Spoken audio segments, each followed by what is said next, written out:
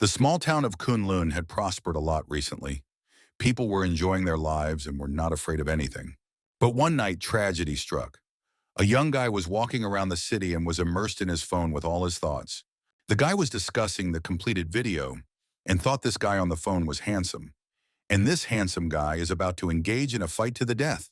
He got really excited because his video went viral, and now he's going to be offered ads.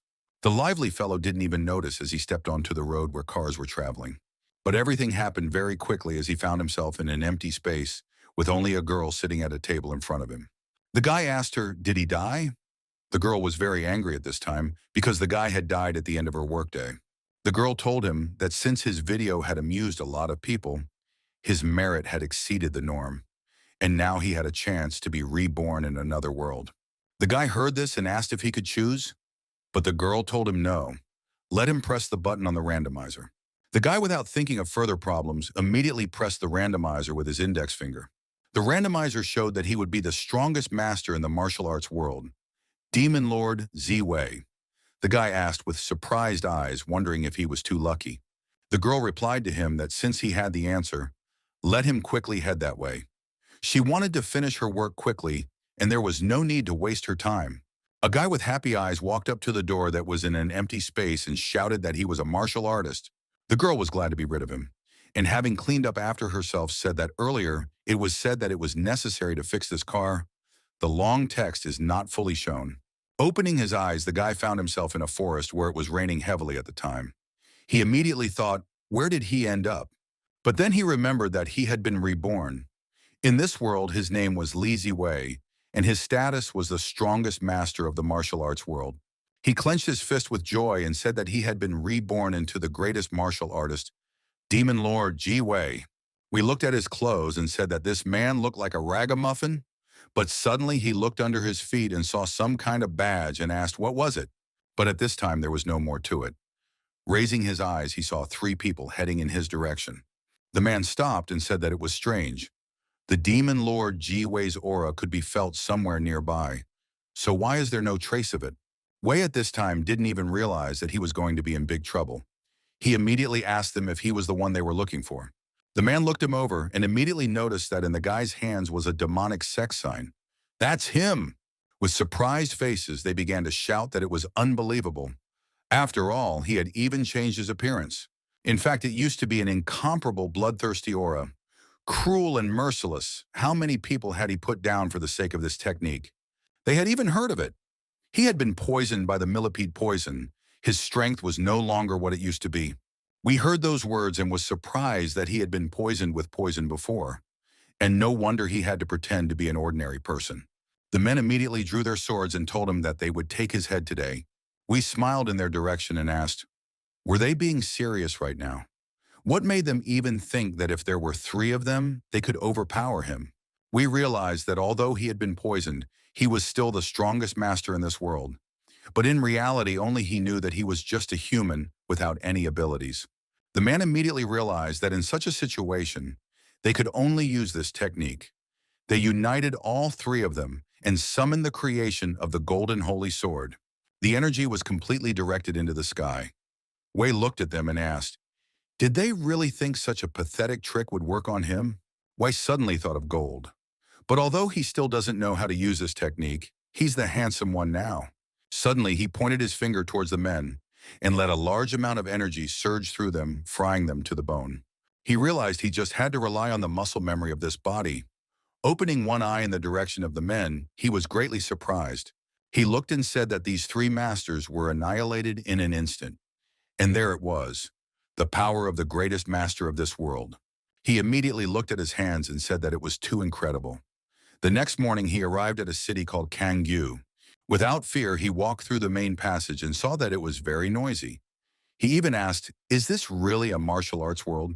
Suddenly, the little girl turned to her mother and asked, isn't this the Demon Lord Zi Wei?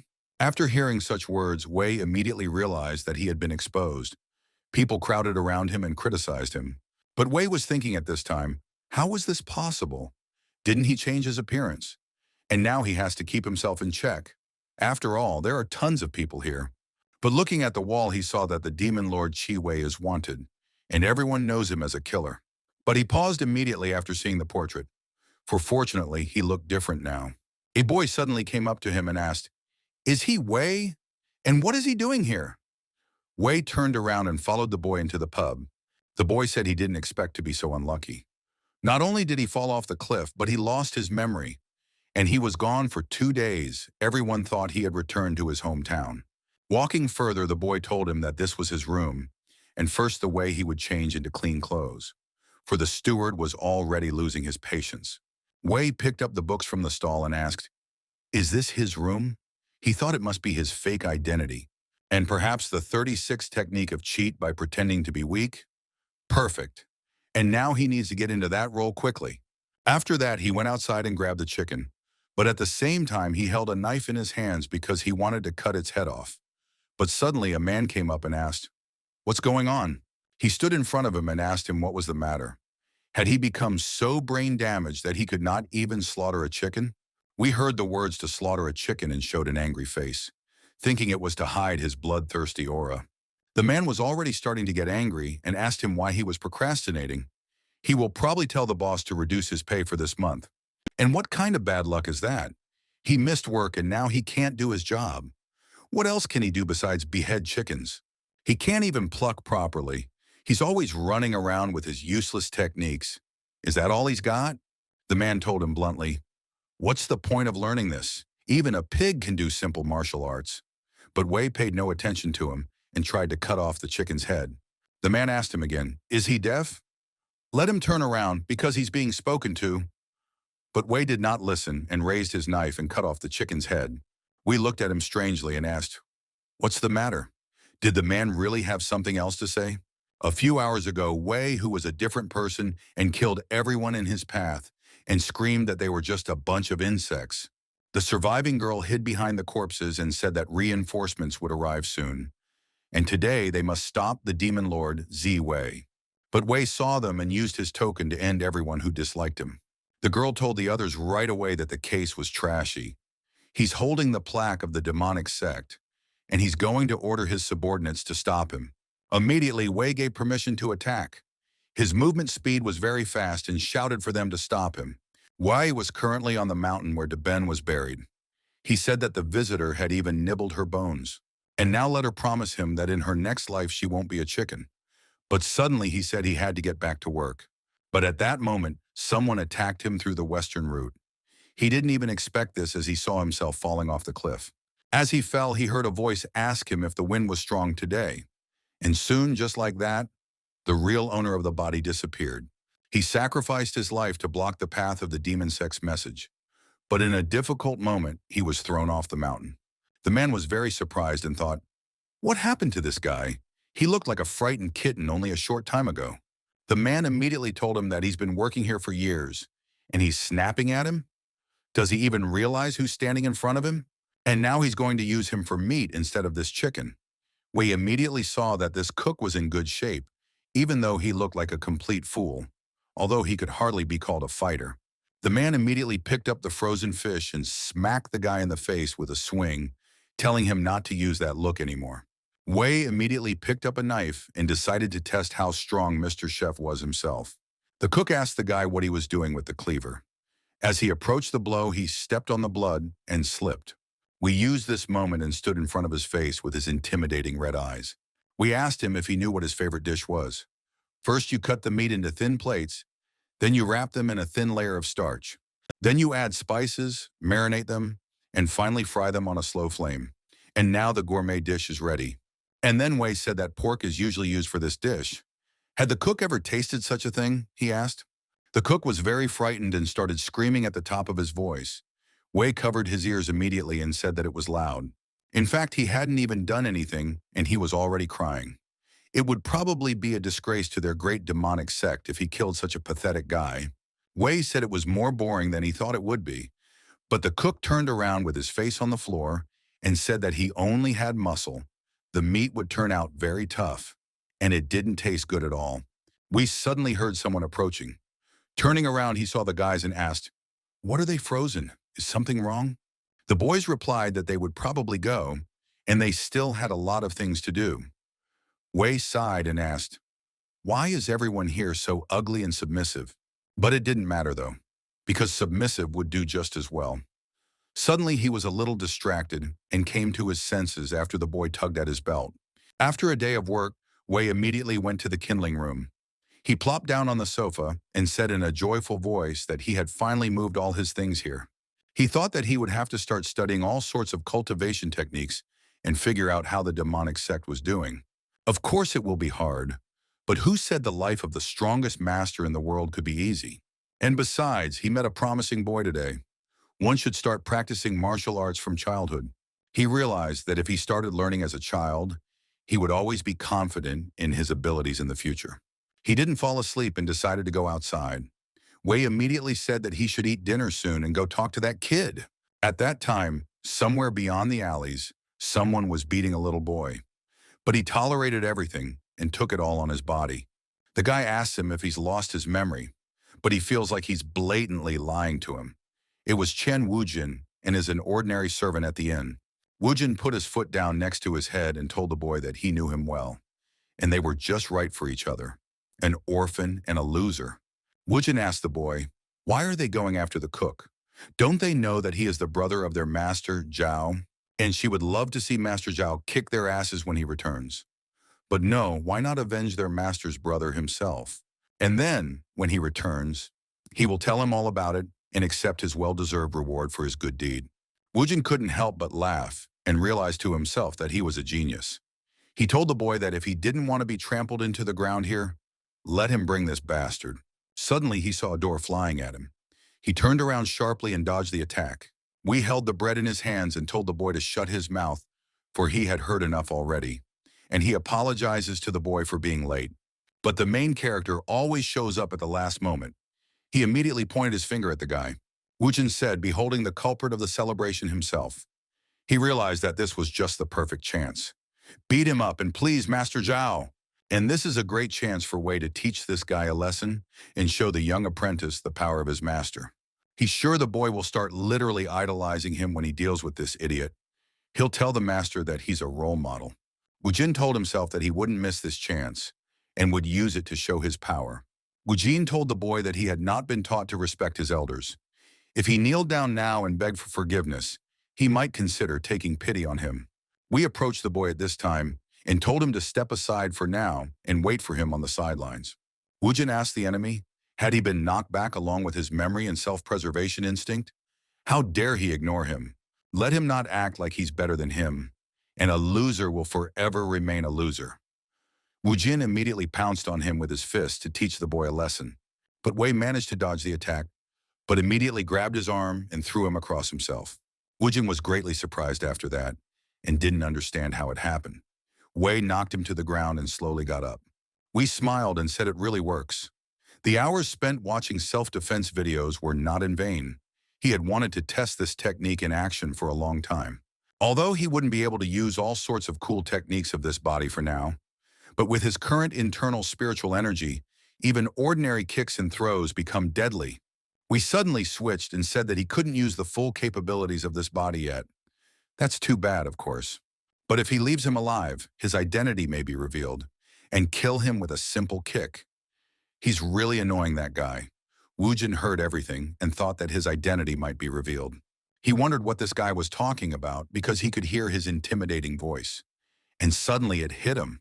He's read about something like this before in a book, and this guy is not what he seems to be. But Wei looked at him and was surprised that the guy managed to stay conscious after his incredible throw. But Wujin looked at the guy and had never seen such movements before. He immediately stood up and asked Wei who he was. Wei didn't speak to him and ran towards his enemy and grabbed him by the throat and leaned him against the wall. We asked him what he had just said. Let him answer. How did he recognize him? In fact, Wujin didn't know who this guy was. We thought that although this guy was a complete weakling, he was able to sense his true strength. And on top of that, he was able to experience his throw enhanced with incredible spiritual energy. We decided that he would let him go. After loosening his hand, Wujin was surprised and thought this guy was a real madman. We told the guy that since he had found out about everything, he had a choice. But he didn't talk to him and used a technique to slap him on the back. At the moment of impact, Wujin immediately felt his spine crunch. He couldn't hold on and folded up like a box. Woo-jin opened his eyes slowly and saw his late grandmother in front of him. Wei asked him if he wanted to know what it was just now. The technique he used on him is called the bone-crushing palm, and the point of this technique is that after 7 days, his opponent's bones will be nothing but dust. Woo-jin was shocked and his face was so interested as he asked, his back would turn to dust. Wei asked him at once, was he willing to die such a miserable death?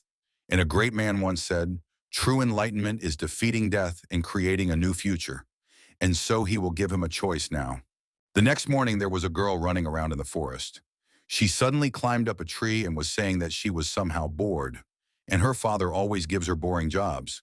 Yui said her father told her that it's been turbulent here lately and told her to stay home. But what she really knows is that the remnants of the demonic sect are hiding in this neighborhood. Her father thinks she'll get in their way, but they'll see about that. She'll catch all the remaining followers of the demonic sect and bring them to her father, and after that, he would definitely stop underestimating her. But in her hands at this moment, she was holding a portrait of an escaped follower, stolen with great difficulty. But upon revealing it, she said she would see who scared her father so badly that he decided to keep her home. But suddenly she saw that it was a portrait of a girl. She started screaming and asking why this woman's portrait was so different from the usual portraits of criminals. But she wouldn't be surprised if all their guards were exterminated by such a remnant of followers.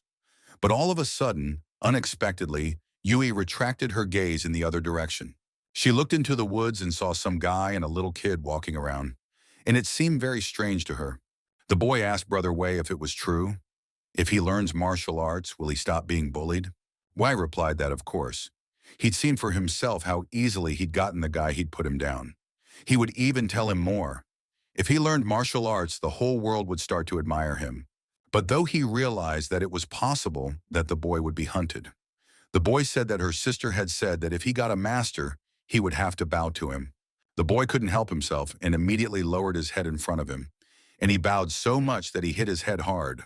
Raising a bump on his forehead said that he wanted to become stronger and asked the master to train him. But Woo-jin at this time returned to his house and was greeted by the girls. The girl told the young master that he had returned, and they were very happy to see him. She did not keep silent and immediately said that he had arrived just in time. He had received a letter from the capital. Woo-jin was in no mood and asked why he needed to know what was going on in the capital. He doesn't have time for the chatter of those old men. The girl replied that then let his maid help him change his clothes and apply a medicinal compress to his back. Woo-jin took off his clothes and threw them directly into her hands. She looked at the clothes and was surprised, for there were handprints of a blow. She started screaming and asked what was it. The girl asked who did it. There's even an imprint of the blow. Even mosquitoes don't dare to bite their young master. Woo-jin told her that there was no need to smear the medicine. Suddenly sitting on the sofa, he thought hard. He remembered that he had been suffering from a piercing pain in his back for years. Even the healers in the capital had given him the runaround. The only way to relieve the pain was with compresses, and this guy got rid of his ailment in a couple of moves. But no one actually dared to treat him harshly. He must have done it on purpose. Either he would join him or he would die in 7 days. Woo-jin thought for a moment and said he needed to talk to him. But Wei was still in the forest at this time and was training the boy. He kept telling him that all he needed was concentration. After all, martial arts teaches not only how to fight, but also the importance of uniting the inner spirit with the outer body. After an hour, Wei was already sweating and said that they had done a great job, and let him practice on his own for now, and let the master think about what exercises would suit him. But Wei reflected that he still hadn't figured out how he could start learning demonic techniques, and that man calling the techniques he had lying around trash didn't sound all that enticing. And besides, if he somehow starts learning demonic techniques, but things didn't work out the way he wanted. He thought, why do all villains always want the whole world to know that they're bloody villains? Can't they just pretend to be the good guys and do their dark deeds behind the cakes? He realized that if they did things this way, he wouldn't have to suffer now. For now, it would be better to focus on techniques for beginners, so that his young apprentice would understand everything as well. We told the boy to come over. The master would teach him the basics of fist-fighting techniques. Shui asked with surprise, teach him the basics? And why did the master call him Xiao Shui? We answered him to make the boy remember the first rule. Never introduce yourself to strangers by your real name. He was too young to understand it yet. Yoi was looking at them the whole time and said that she thought they were some suspicious types, and it turned out to be a couple of idiots. But why are they practicing horse gait in the middle of the night? But she doubts this guy is a martial artist. But never mind, just keep an eye on them to make sure they don't get snatched by the forest wolves. Wei looked at the book and didn't even know what stage the owner of this body had reached. How would he continue to cultivate? Shuai turned to the master and said that he was done. Wei was greatly surprised and asked, "So fast?" Shui replied that yes, and immediately asked if he could try it. Wei answered him that of course he could. Shui stepped aside and took a stand. A force immediately appeared around him and surrounded him. He began to demonstrate his blows and he succeeded immediately. The first blow was so strong that the trees and birds felt the force of the blow. The wave of power then traveled through the trees and hit the master's house directly. The level of the house immediately decreased to a minimum. Wei looked at it with his mouth open and couldn't believe that his student was up to the task. We thought immediately, did the beginner technique he had lying around turn out to be so powerful? He can't even believe it. Wei pretended to be happy for him and told his disciple that he was great. Shuai was happy and said that the master's technique was really something. We immediately realized that this was a technique that deserved him to learn it. It was really cool. We told him to keep it up. Although he wouldn't become stronger than a master, however, if he tried his best, he could very well become the second strongest in the world. Shui told the master that he would study hard. He would not be able to let his master down. Yu saw all of this too and was very surprised. She immediately grabbed her head and thought, "What are these two like?" We followed them and realized that her father was right. Great masters were hard to distinguish from ordinary people. But how could she be so blind when she only saw them as a couple of idiots? At this time, Shuai was shouting to the master that he wanted to move too. Yui realized that this boy's punch was so destructive that it cut down several trees and almost destroyed that hut. So the master of this boy must be even more powerful. Wei answered his apprentice that it was possible, but this hut would be too small for them. Wei didn't notice as he pointed his finger at the shack, and not a second later there was an explosion. We looked at it with surprised eyes and couldn't believe that he had destroyed his own house just because it was too small. Wujin came to see the guy at this time too, and was surprised how he destroyed his house with the movement of one finger. Yui noticed him and asked him, "Where did this guy come from?" We understood and said that he had to learn to restrain his strength, but Shuai rejoiced and told the master that he was an amazing person. Wes said that was certainly true, but today it seemed like they would have to sleep outside. Suddenly, Wujin ran up and hugged his legs, shouting to the master. Wujin saw that this guy was an incredibly skilled master. It doesn't matter who he really is. All that mattered was that he was very strong. He destroyed the cabin with a single touch. What stage is he even at? Or maybe he's at the king stage. Or maybe even at the saint stage. If he followed him, he would definitely be on the kill list. We told him that he would never take a student of that age, let him go. Wujin told the master to forgive him. He was blind before. Didn't he himself say he had only two choices? And he chose to follow him. He'll be useful, he promises. We asked, what good is he? Wujin replied that he had a lot of money. He could help the master repair his little house. We said that there were hundreds of ways to placate a man, but you couldn't take him with money. Wujin thought, how much money could an ordinary inn-servant have there? If he didn't stand up to his throw, he wouldn't even think twice. The next morning, Wujin brought the master over and asked how he was doing. There is a limit to the money that can be withdrawn from the bank account, so he had to make do with just a modest house. We asked, what's the limit of money? A modest house as well? He had a lot of money, so why did he take a job at an inn? Wujin replied that it was because the strength of a martial artist in their world comes first. It is said that Yuhang City is ruled by forces from the shadows, and Boss Zhao is on the assassination list. That's why he took a job as a servant in the inn of Boss Zhao, who runs the city from the shadows. What good is money if he has no power? Wei replied that money had power too. Why didn't he just give him some money? Wujin understood that money had power. The girl came out with the money and asked, will it be enough? The seller replied that they are so generous. They are going to give them all the documents tomorrow. He can't believe that someone is willing to pay 10 times the price of this shitty hotel. That's a lot of money, and he realized that he had never owned this hotel. The girl approached the young master and said that everything was ready. Wujin replied that it turns out the master was right. Money really does have power. But suddenly her servant ran beside him and entered the room. Wei said, It turns out that this Yuhang city is located in the country of Yuhaju. Next to it is the Gusu state, and further away is the Central Plain. He now realized that his new apprentice assassin Matt had actually bought out this inn, so it would be easier for them to build up the force now. But suddenly someone knocked. A girl immediately came in and said that she was the guardian of the Iron Gate, Xia Yu. And could she talk to him? Out to talk, a guy disguised as a girl came over and said, "Here's their food. And don't let them forget to leave a good review." Seeing this waiter, Wei was just surprised at what he looked like. Yu told him that this is a new service at the local tea house. Doesn't he like it? We replied that the service was certainly good, but not everyone would like it. Yui told him at once that she was proposing to get to the point. Yu didn't hide it and said that she was the daughter of the head of the Iron Gate sect, and she knows who he is. And if she got it right, he did. Wei thought at once that now he would have to kill her. But Yu continued that he was a mysterious martial artist pretending to be an ordinary mortal, right? We replied to her that she must be joking.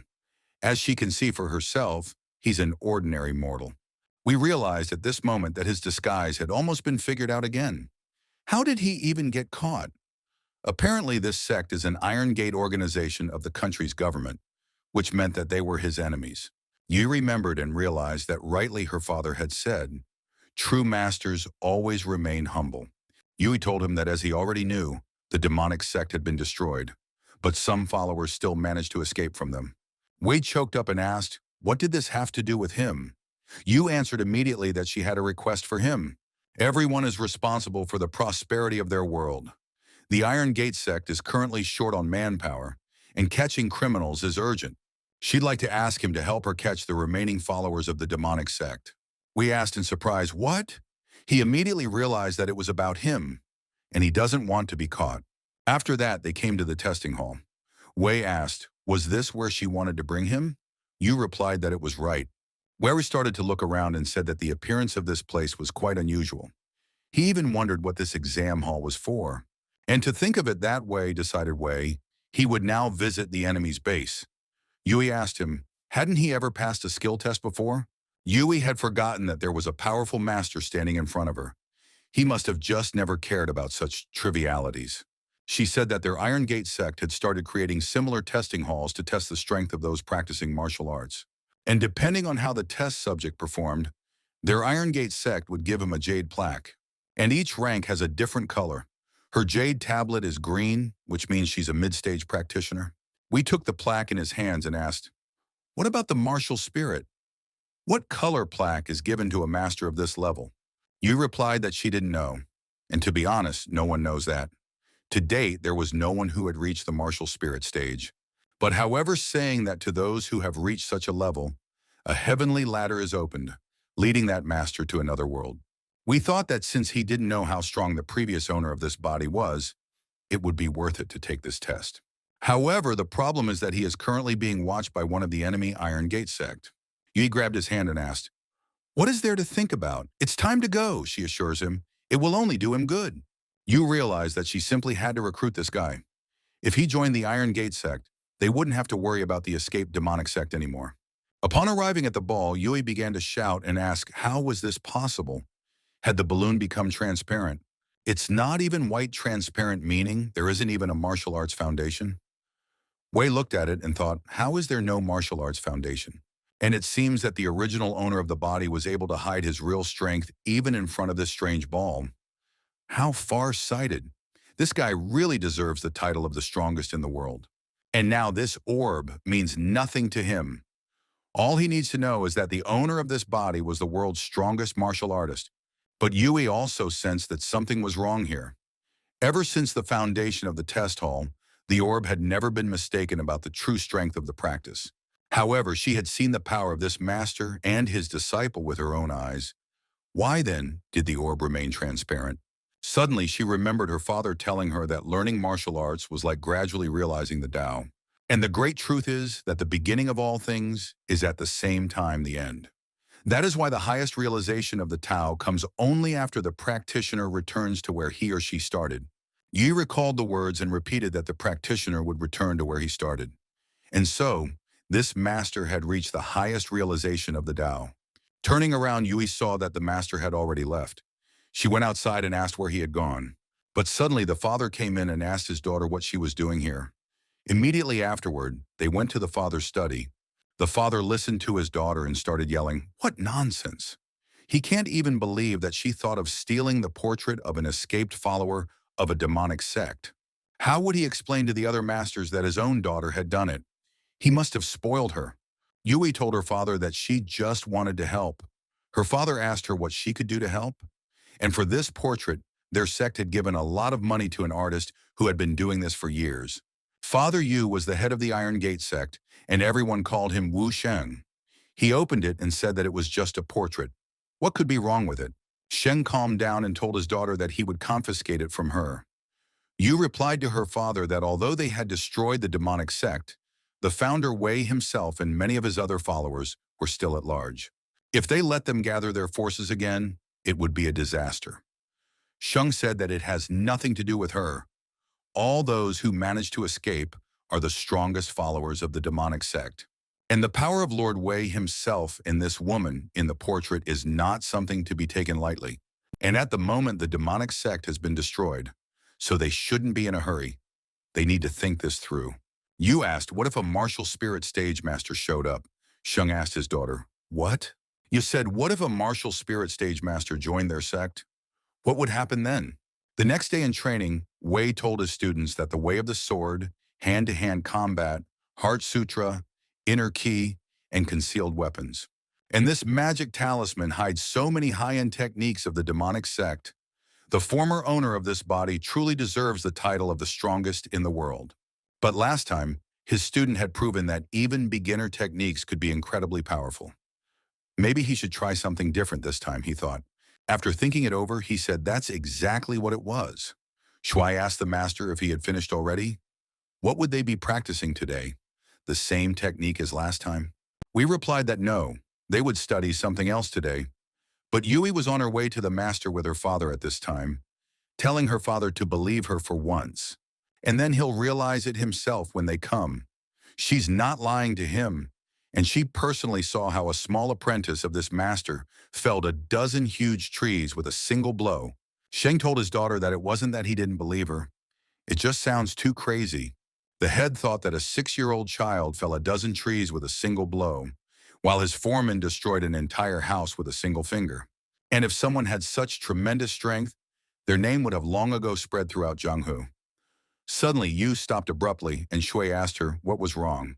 Yui was surprised very much, for she had seen that child's strength develop very quickly. Shui tried a new technique, and he did very well. A fire spirit appeared above him. Shui immediately asked, "What the hell is going on here?" The boy paid no attention to them and continued to study the fire palm technique. She saw the huge and fiery fist in front of him and immediately told his daughter to step back. Shui immediately started to defend himself and summoned his spirit. Who would stop that child? Wei immediately realized that this was the 9 bends heart protection formation, and this is the final form of the bronze dome technique. She at this time thought that if he channeled all his spiritual energy into the dome, he would be able to withstand this blow. Suddenly, the boy's palm was stronger, and the dome of protection began to slowly crack. Shui immediately jumped out and shouted to the master that he had succeeded, but Wu Jin stood by his side this time and asked, "Are they definitely practicing the same technique?" We answered him not to despair. Every person has their talents. Perhaps martial arts just wasn't his forte. But in his heart, Wei realized that his disciple really had a promising talent, a true genius in the field of martial arts. We immediately thought that since Shuai was able to use the Tathagata's palm, could he also use other high-level techniques? Suddenly, looking into the forest, they saw someone fall down. Yu immediately caught her father and asked him if he was okay. Xiaowei told his daughter that she was scaring him. Wei walked up to the girl and asked, "Who is that lying next to her? And what are they doing here?" Wu Jin looked from behind him and felt like he knew this man. Yu replied to the master that it was her father. She'd brought him to meet them, but hadn't expected them to be practicing at this point. He was trying to protect her. Xiaowei came to his senses and turned to his daughter.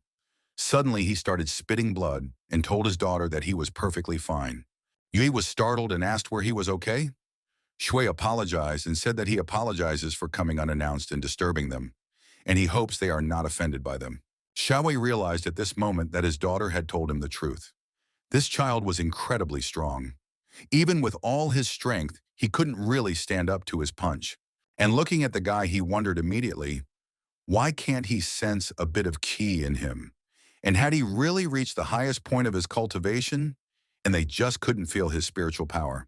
Shui said that he had no intention of interrupting them from practicing martial arts, and he is the head of the Iron Gate sect and Yu's father.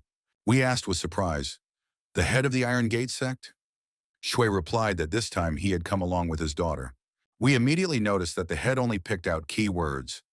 And this is the head boss of the enemy forces. Shui said that there are many talented masters residing in the Iron Gate sect. Unlike the list of assassins, which is only a list of people whose strength has been recognized by the common people. Being a member of the Iron Gate sect can be equated to a high position in the Imperial Palace. Although they cannot act as freely as the tier list assassins, yet they are supported by the Imperial Court itself. Wujin listened to the chapter and couldn't believe that he had met such a great man in his lifetime. But Shui was thinking at this moment, why did the master continue to remain silent? Could it be that he said something wrong? And at this moment, he looks like he's really angry. Shui suddenly turned to the master in surprise. Wei asked him, what's wrong?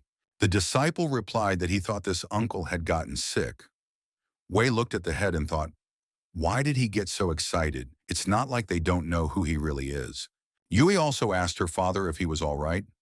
Wei also saw that in addition, he had already passed this cultivation test. They wouldn't suspect a kid who didn't even have the basics of cultivation. And now it turns out that he can take advantage of the situation and infiltrate the enemy. Shui said that he thought he would die before he became a true martial artist.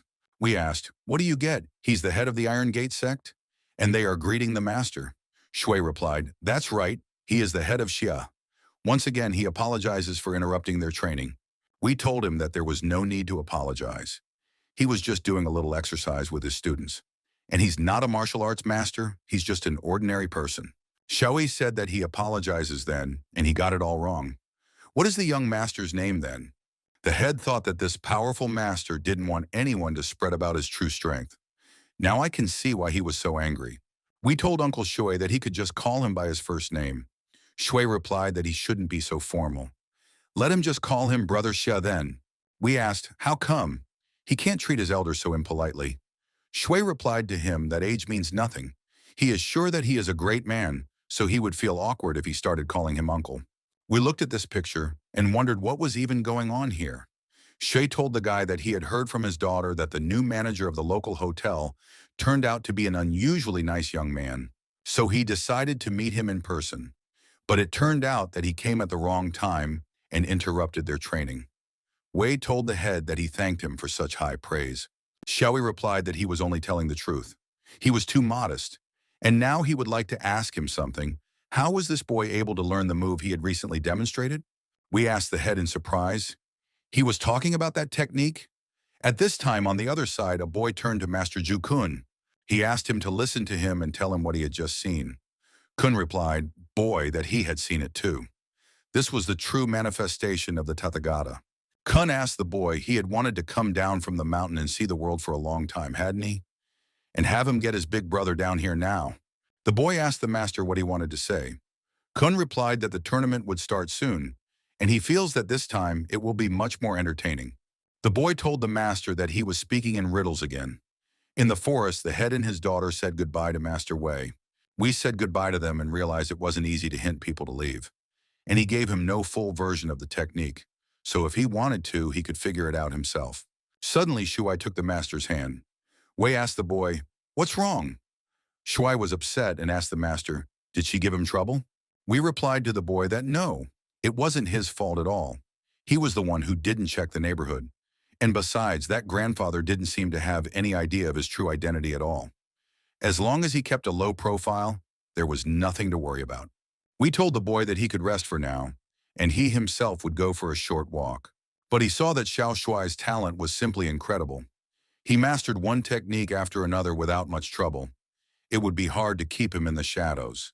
Shui went to rest and was saying that the master was so kind to him. She should work even harder. Wei went blank, saying that he didn't know how destructive the technique would be if he used it himself. But it was worth a try.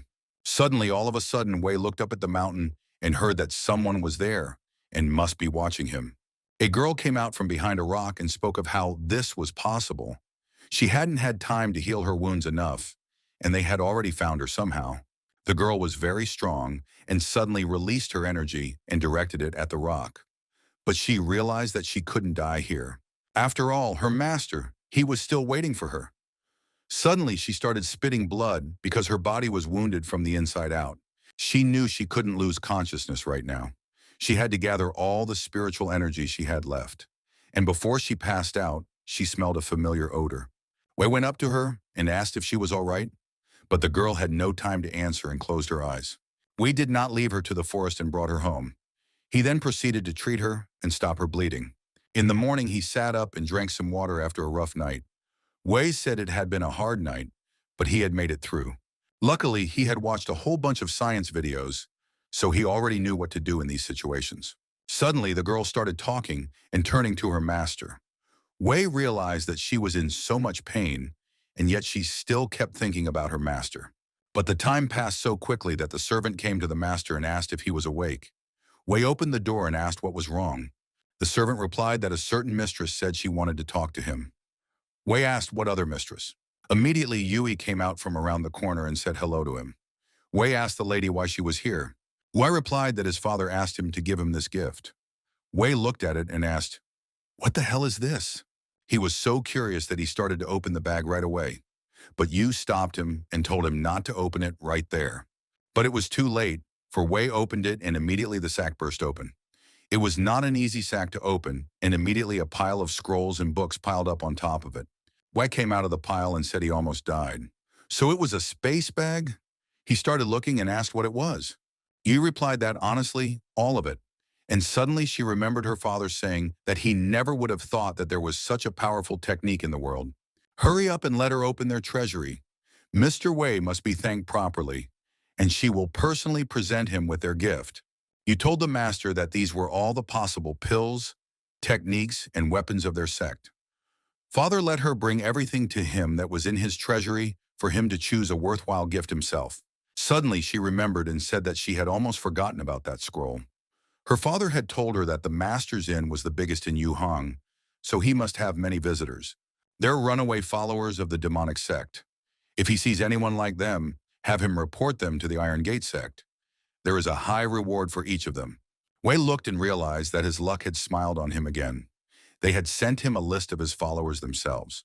For example, this girl said to Yu, "And don't let him look at her innocent appearance. In fact, she is a real killing tool that was personally created by the demon lord Wei. She had once destroyed 3 small sects that dared to rebel against her lord in just one night.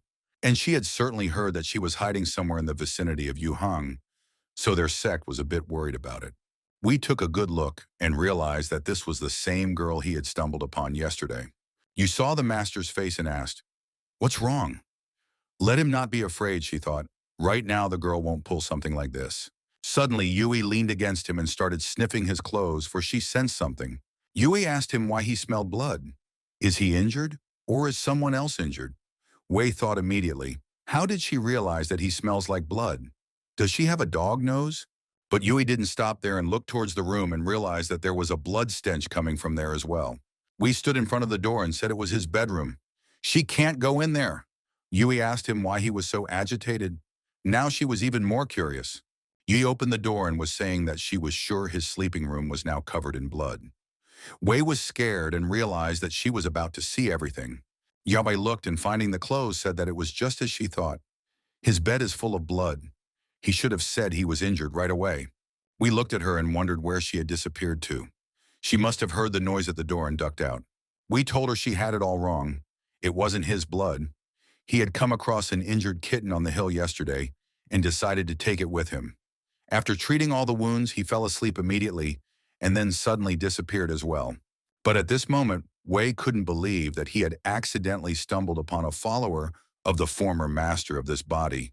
Yui asked in surprise, "A kitten? But they hardly anyone keeps cats in their city. Perhaps it was brought by a disciple of the Wangu Palace. It's a pity he ran away. Wangu Palace would have thanked him very generously for his return." Wei asked in surprise, "Wangu Palace?" Yai replied that yes, The Sword Path tournament is coming up, so the disciples of the Wangu Palace have come to Yuhan. And cats are their sacred animals, so the followers of Wangu often take cats or cats with them. And she also forgot to warn that Yuhan had been chosen as one of the arenas for this year's tournament, so it would be quite lively for a while. And let the master not forget the list of fugitives he gave him. He'll have a lot of guests soon, so a couple of them might drop by. Wei knew after hearing about the Wangu Palace that they had poisoned the previous owner of this body with millipede poison. We asked Madam, is it still possible to sign up for this tournament? You replied that of course you can. Does he want to sign up as student? Wei replied that yes he would, even though he is very young, but it will be good for him to get some real experience. Yui told him that he was a good master. We replied that actually Shuai is actually a very talented kid himself. He's just supporting him. We realized that it would be too suspicious if a master of comparable strength to him immediately appeared just after the Demon Lord Wei disappeared. And so he will simply massacre them by Shuai's hands, while he himself watches from the shadows. He can't miss such a perfect opportunity for revenge. As for his runaway followers, the girl came down and taking his clothes said she believed she couldn't be wrong. And this is the scent of his master, the Demon Lord. The Sword Path tournament is a competition among sword masters that was jointly established by the three great sects. However, the sword soon ceased to be the main attribute of the tournament. Masters of other martial arts also began to participate, as the winner was rewarded with magnificent pills, artifacts, and so on. The winner would not only make himself known to the entire Zhonghu, but would have the opportunity to contact the three great sects and climb to the top of this world. And so for many martial artists, participating and winning this tournament has become a lifelong goal. And of course, there are some particularly talented practitioners among the participants. Wujin told the master that he too wanted to participate in the tournament. Wei answered him that it wasn't that he didn't want to take him along at all. It's that he needs someone to have his back. He's perfect for that role because he trusts him. And when he and Shuai went to the tournament, the inn would be left to him. Wujin told the master that he would wait for them here and look after the inn. As Wei left, he thought, why did that sound strange coming out of his mouth? Before the tournaments, a lot of people gathered and slowly walked into the arena. One of the guys was pushing and asked, what is this guy doing, standing in the middle of the road? He sees that he hasn't gotten all his license plates yet. Let him get out of the way immediately, and where he's drooling and staring. When he came to his senses, he turned around and saw the guy who was covered in gold. They looked at them and marveled and evaluated their equipment time after time and how much it might cost. Shuai asked the master why everyone was looking at them like that. He didn't realize yet that he had a Chankun protective plate on his shoulders, and it cost 38,880 silver. We looked at himself and realized what it was like to be in a god suit, envious looks flying in from everywhere. It would be a little hard to walk around in it, and he'd better take it off for now. But in the moment, he felt something was wrong. This tournament is really so prestigious. It's just old people and sick people. Suddenly, someone called him little brother and said that he was apparently participating in the tournament for the first time, and he couldn't use all those treasures. So why don't he give it to him out of the kindness of his heart? We replied that it was a gift from his disciple as a token of appreciation to his master. He couldn't throw away gifts, could he? The guy asked him, did he say no? Is he trying to humiliate him? Wei didn't pay attention to him and saw someone approaching. Looking closer, he saw that the girl was handing out scrolls and handing one to each of them. Wei said that it looked like the tournament was about to start and immediately said goodbye to his uncle. We realized that this big guy looked like a supporting character and thought he was out at the first stage of the tournament, and it was better to just ignore it and focus on his goal. The girl said that it seems that everyone got their assignments. The first stage of the tournament will last 12 hours and will start in half an hour, and she wishes everyone good luck. Suddenly, Wei told them to stop. He said, this is a martial arts masters tournament. At what the hell are they being forced to pick herbs? And now he feels like an employee who was hired for nothing. And he wouldn't have been able to find a blade of grass, even if he had pictures of it. And it's a shame, but he feels like he's going to have to drop out. When they arrived in the forest, they sat down to rest. And having made a fire, they did not even realize that they were being watched. At this time, from the bushes, a guy was telling the boss that they'd been watching this scum for half a day. Maybe they'll get down to business. And it's not even like he's some kind of master, probably just an idiot who came to see the real masters fight. The boy also replied that he agreed with his friend. And these guys aren't clever enough to show up in the square and treasure with a child. One punch would be enough for him. The boss told them that if they sold all his stuff, they'd make more money than they could make in 20 years on their orders. He also noticed his dimensional bag. There must be even more treasures in there. The boss decided to act and ordered his men to capture him immediately. But it was over very quickly. Wei had set a trap for them to fall for. After tying them all up, the boss asked, "What is this? Who dared to interfere with his plans?" Wei immediately lifted them up with their feet up. We said that as he suspected they're just a bunch of minor characters who don't stick around for long. Wei used spider nets that cost 25,688 silver, and now he feels like a real Spider-Man. We told him they didn't think he was a complete moron, did they?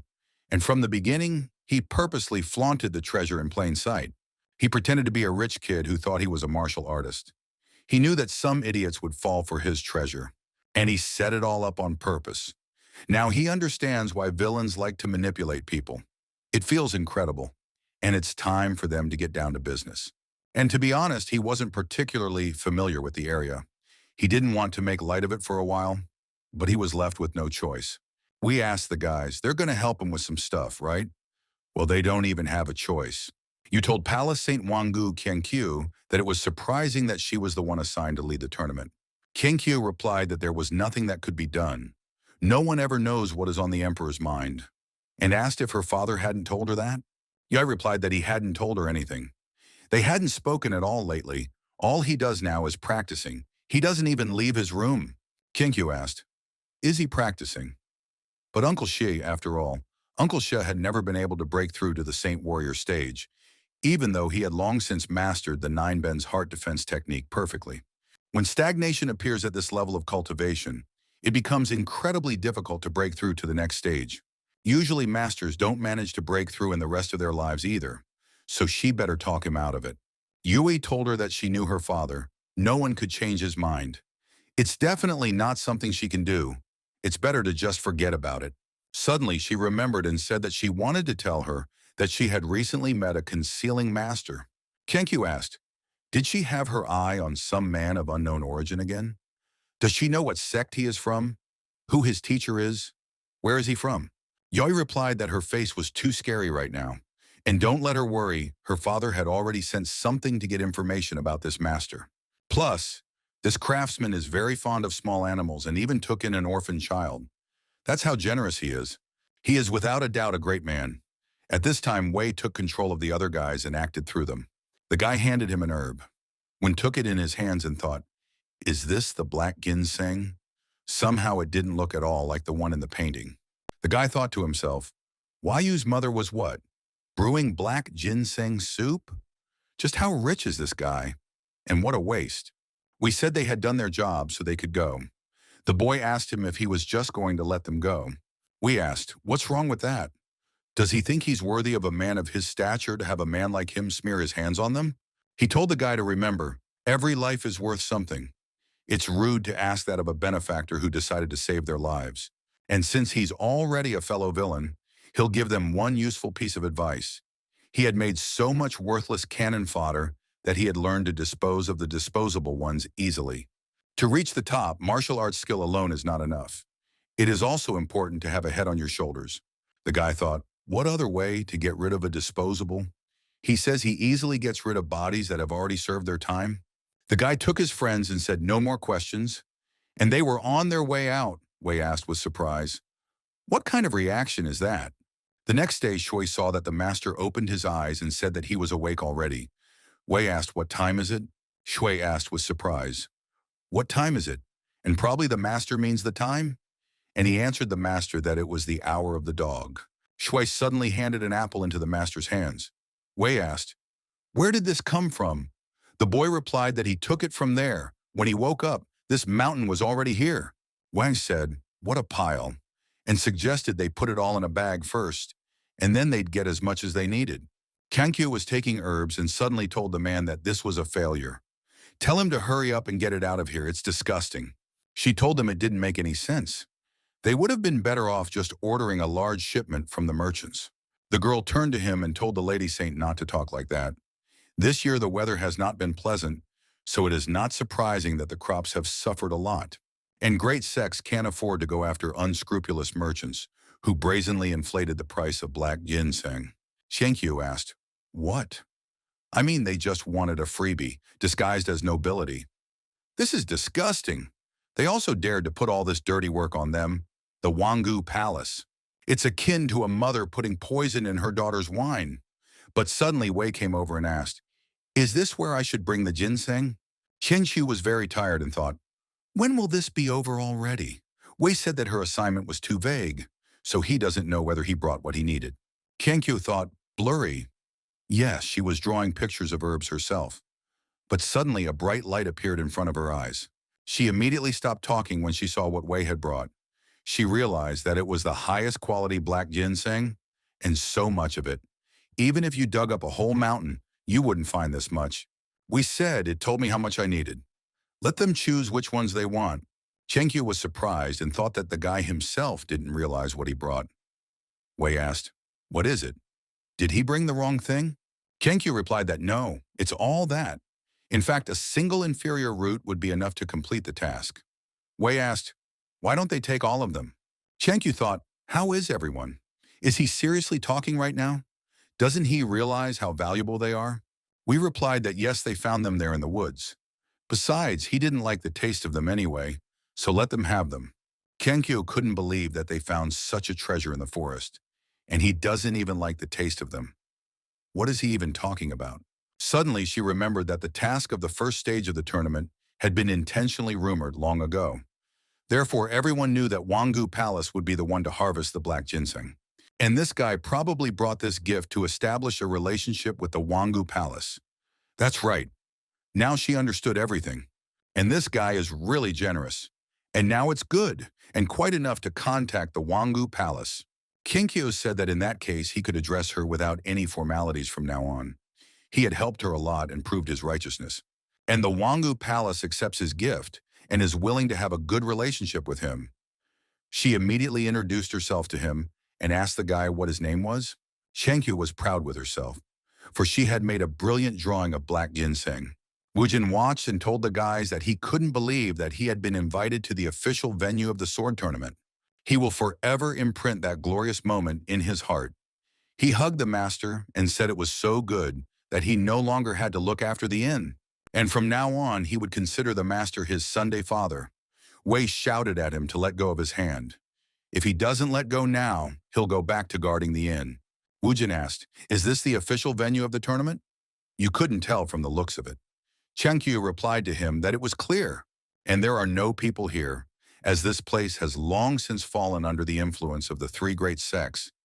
And she'll be honest, the first stage of the tournament is a trap that only a few can overcome. And all the major sects had been sent direct invitations to the tournament, so there were already powerful masters gathered here who didn't have to waste time on the first stage. Even those who pass the first stage don't always make it to the second. If the practitioner is not skilled enough, he is only good enough to be a food delivery boy. Wessie said that's how it is.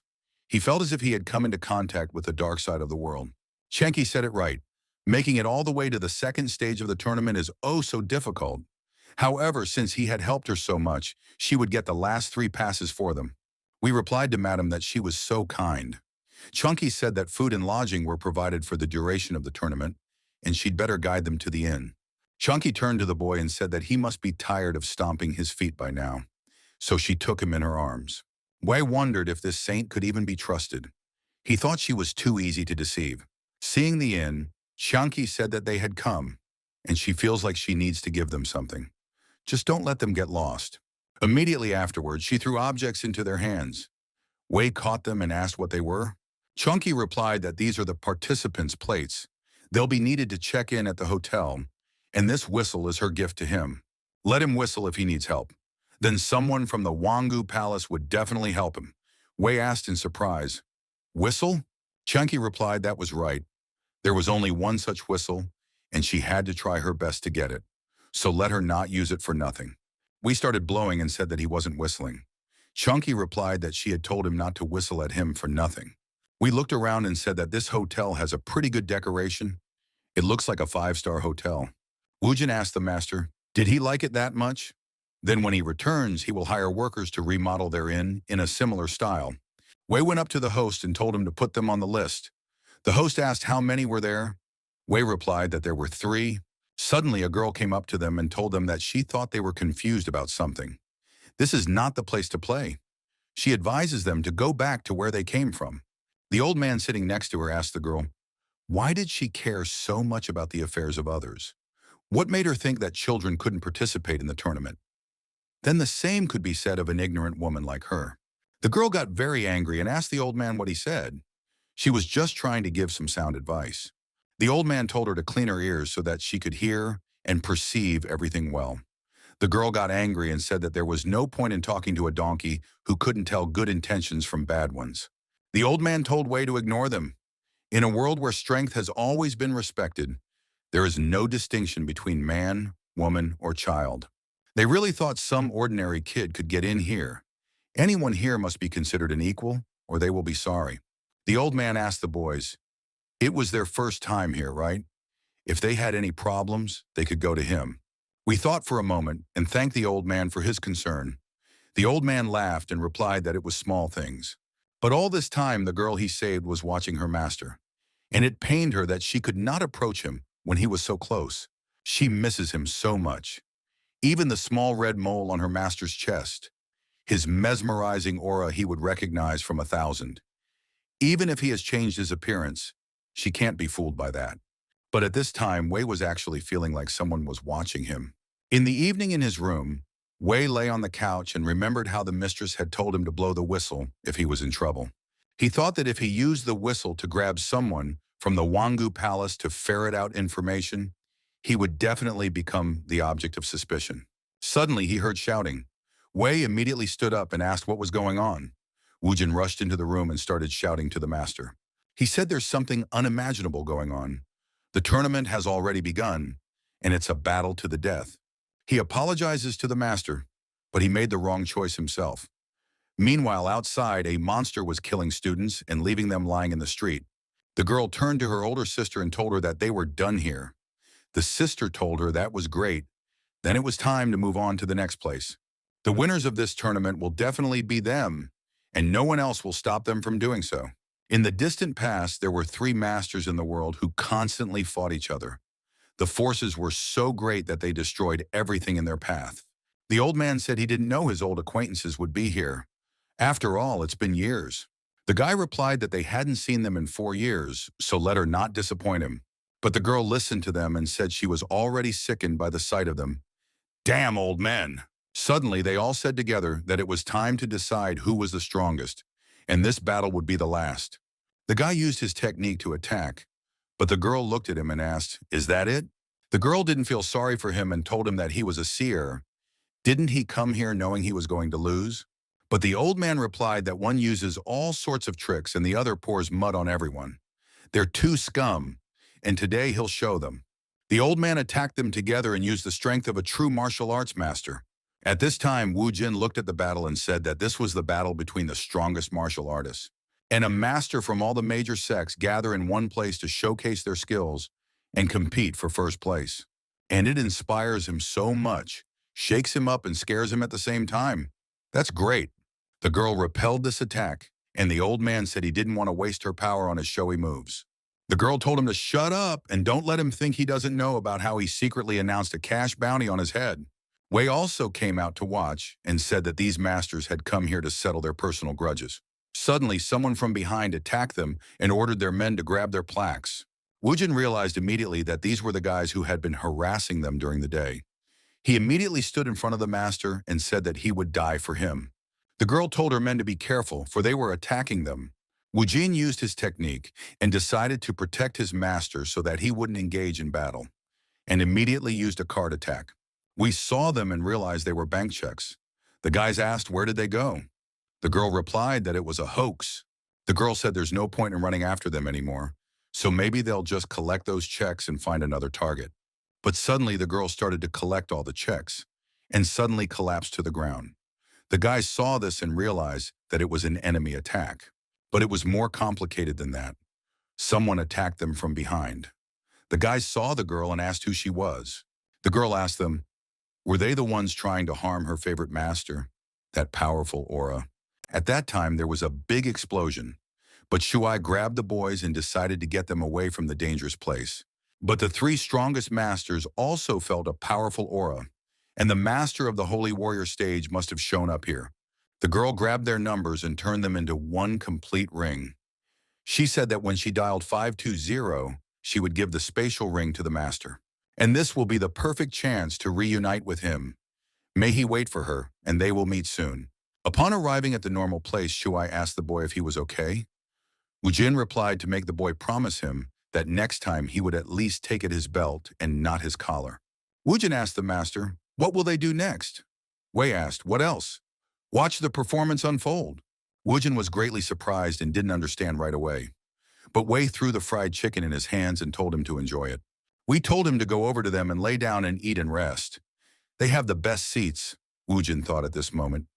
Why does the master carry all these things with him? We told the guy that he was the one who told him how much he wanted to participate in the tournament, and now he refuses to have fun? Don't worry so much. Master has taken care of everything. And as he realized, the point of the second stage is to collect these plaques. The more they collected, the higher their place would be. And there's no point in chasing after the minnows and wasting their energy. They can just wait until they kill each other and then take everything from those who collected the most plaques. Wujin saw at this moment that the wisdom of a master was beyond comprehension. As they sat down in their seats, they enjoyed and relaxed. Suddenly, in a moment, powerful forces grabbed the master's disciple. Initially, he didn't realize anything and just watched. Sheng was cultivating his strength at this time. But in a moment, he suddenly stopped and said that his strength was overflowing. And it's absolutely pure spiritual energy, Sheng said. It's amazing at all. He would never have thought that there was a technique in the world that perfectly matched his 9-bends heart defense technique. And the treasures from his vault were worth it. As soon as he finished training, he'd go straight to punching the faces of those bastards who called him an old loser. However, he feels like there are a lot of flaws on this scroll. It's better to just wait for the next meeting with Brother Wei and then ask him for advice. Coming out of his room, the servant met the master and said that means he had completed his technique. And how did it go? Sheng replied that everything was fine. The servant said that he was happy for the master, and during their absence, nothing happened. Sheng said he understood everything. But suddenly Yui came in and asked her father, has he come out yet? He was happy to see his daughter and asked her to come to him, and he would show her something. Sean started demonstrating his new technique and told his daughter to check it out.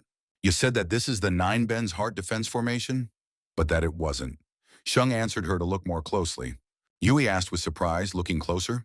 She said, isn't that the golden lotus of the Tathagata they had seen that day? Sheng started laughing and replied wrongly. Although his 9-bends heart defense technique was considered a powerful martial technique, it has one major disadvantage. It's a technique designed for defense only. Therefore, it cannot reach its full potential on offense. For years, he had been looking for a technique that would help him perfect his formation technique, and he never expected to find it after a short walk with his daughter. And when he fully masters this technique, his 9-bends heart defense technique will be perfect. He will be able to both defend and attack. His picture will finally become complete.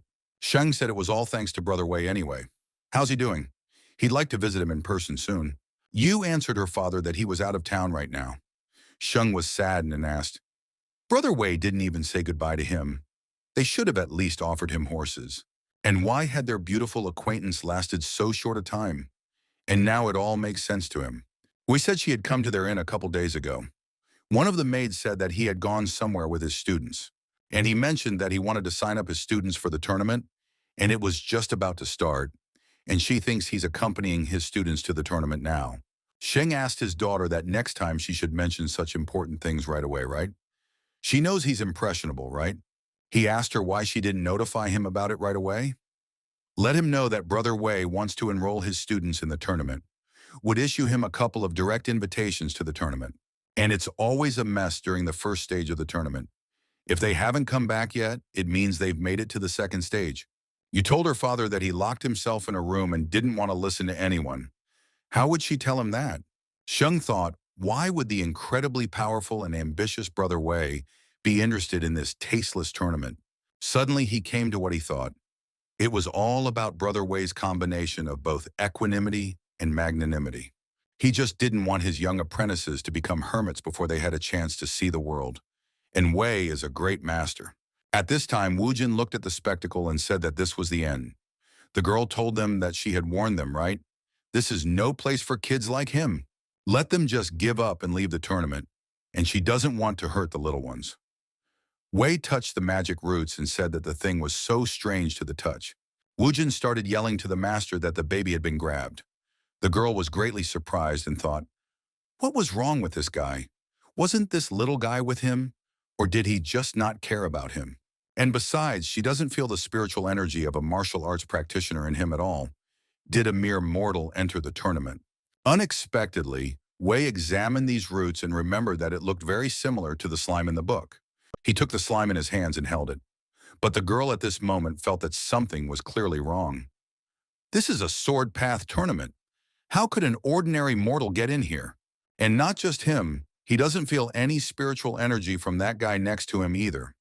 Is there some kind of technique they use to hide their power? She thought hard and settled on the fact that it is. But everyone comes here to show off their power and get first place. Why would they hide it? But Jin thought at this time that although the combat skills of the master and Shuai are incredible, but this is a sword path tournament after all. Here, every other person could be a king stage master. And now is not the time to be distracted by petty bipeds. That sister must be at the peak of the king stage, and his master didn't even flinch, which was to be expected from their master. He didn't lose control of the situation even after Shuai was captured.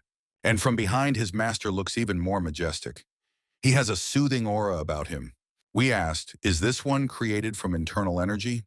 Just like Brother Xia that time. And Xiao Shuai is not someone who needs his help, but this is an opportunity that should not be missed. The girl immediately sensed that he was going to attack. Wei suddenly pulled out a sword and said that it was a gift from Brother Shi. We said he's going to cut himself off a bit now, and then he's going to study it properly. The master at this time came out of the tavern with wine in his hands and said that he didn't think that a master of the Holy Warrior stage would show up in such a wilderness. And I'd have to convince him to join their Uden sect. It would be a shame if he missed the opportunity. But the girl grabbing the boy asked his master what was wrong with him. The master saw this and asked the same thing. What is going on there? The girl told him, can't he see that she has his student hostage? Can't he show a little respect?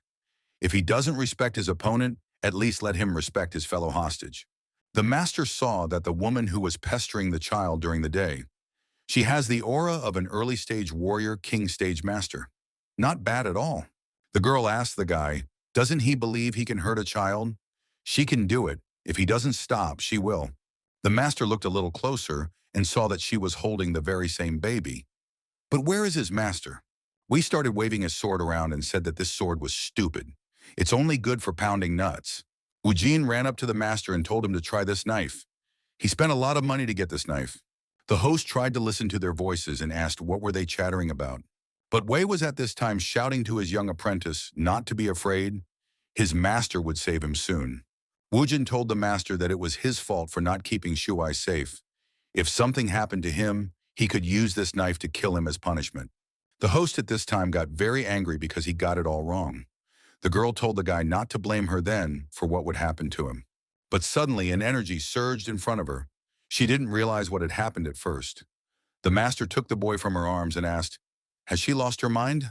How can she bully a child?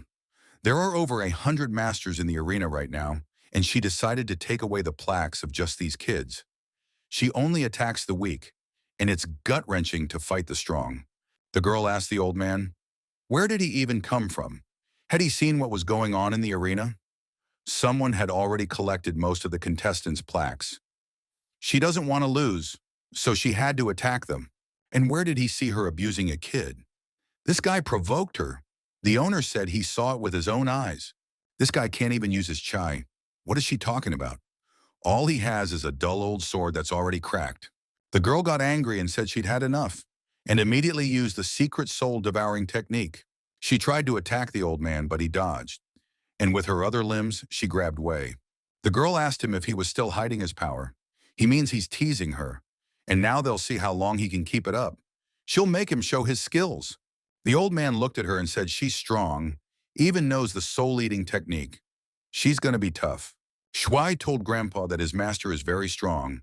He can definitely handle it. The old man replied that he knew in the eyes of the child, the master would always be the most powerful and trustworthy man in the whole world. And he is a good master, determined to fight an opponent superior to him to save him. However, it would be hard to stop her. Once the soul-devouring technique is activated, it cannot be interrupted even by the wielder. It will suck the victim's chi until it reaches the Dantian itself. After that, the victim will never be able to use ki again, and he's afraid that nothing can help his master anymore. Suddenly, everything in the moment changed and the girl felt her options shrinking. She thought, how can this be? She said it was impossible. The soul-eating technique can only be interrupted under two conditions. Either the victim is not a martial artist and has no internal ki, Liuo, the internal ki of the victim, is far superior to the internal ki of the technique master. White suddenly pulled free and realized that this was somehow weak. He thought he'd press a little harder. The girl realized that things were bad and even felt that she had lost. She immediately wondered what he was like. But the old man immediately realized that this guy, he remembered everything and felt that it was the same person. At this moment, the girl he had saved suddenly appeared, and this time took him into her arms. We looked at her and remembered that she was the same one he had saved and cured. The girl hugged him and shouted that it was her master, but Wei at this moment didn't realize what was even happening. The girl apologized to the master and said that his worthless apprentice came too late and the master had to do everything himself. But the master is still as strong as ever, so he easily dealt with his opponent and gave him the ring and told him to take it. There are 520 participant plaques in this space ring. This ring symbolizes her endless love towards him. The girl got down on one knee and said that the master must have changed his appearance and signed up to participate in this shitty tournament to take revenge on those pathetic three sects, right? As expected of his master, he weaves ingenious plots as always. Wei turned to her and began to worry. The girl asked the master, is he still mad at her? He used to just call her Zhui. Wei asked her, how long has she been following him for? Replied that since he had treated her wounds, she would never mistake the master's scent for someone else's. We realized that all this time he had sensed her, that she was watching him. So he asked her about that huge pile of black ginseng she had brought. Replied, yes. Was there any way she could help the master, she asked. Wei smiled and said, of course. She helped him a lot. We thought, and now it was clear to him why he constantly felt someone's gaze on him. It was And judging by this girl's behavior, she was very close to the previous owner of this body. But we need to understand exactly how the old owner behaved with his subordinate. He doesn't want her to suspect him of anything. Told the master that by changing their appearance, they became a little more gentle than before. But naturally, she also liked the fierce master from before. Wujin suddenly walked up to the master and asked him if he was all right. He scared him to death. The old man came over and told him that he didn't have to worry. His master was perfectly fine and had hidden his spiritual energy so well that he no longer believed that he could reverse the Soul Eater technique. He realized that even if only for a moment, this was where the aura of a master stage saint warrior flashed.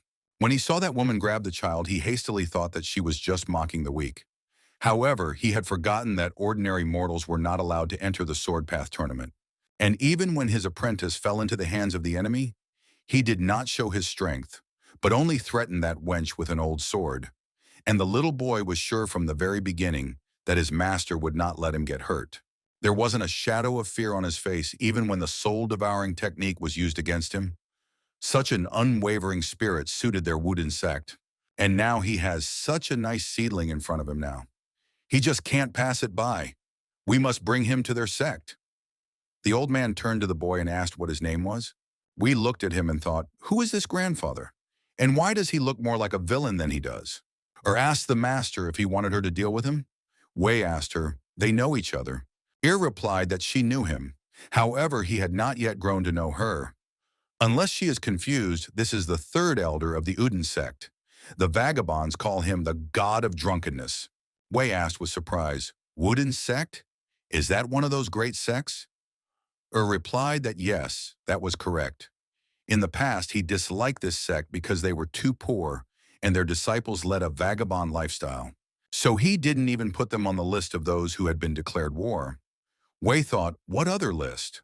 Was he really that short-sighted? Said that when the other sects found out about it, They thought that the Uden sect was conspiring with their devil sect and almost declared war on them themselves. If it wasn't for the fact that the Wooden sect had 3 warrior king stage elders, they wouldn't even have to do anything. They would have drowned each other in blood themselves. We said what a confusing story that was. They continued that, however, when their devil sect was at its prime, then even if they had combined all their forces and attacked them, they still wouldn't have even come close to winning. Sure, their sect is going through a temporary decline right now, but he believes that as long as their chapter is with them, things will soon get back to normal. The old man got angry and told the guy he asked him a question.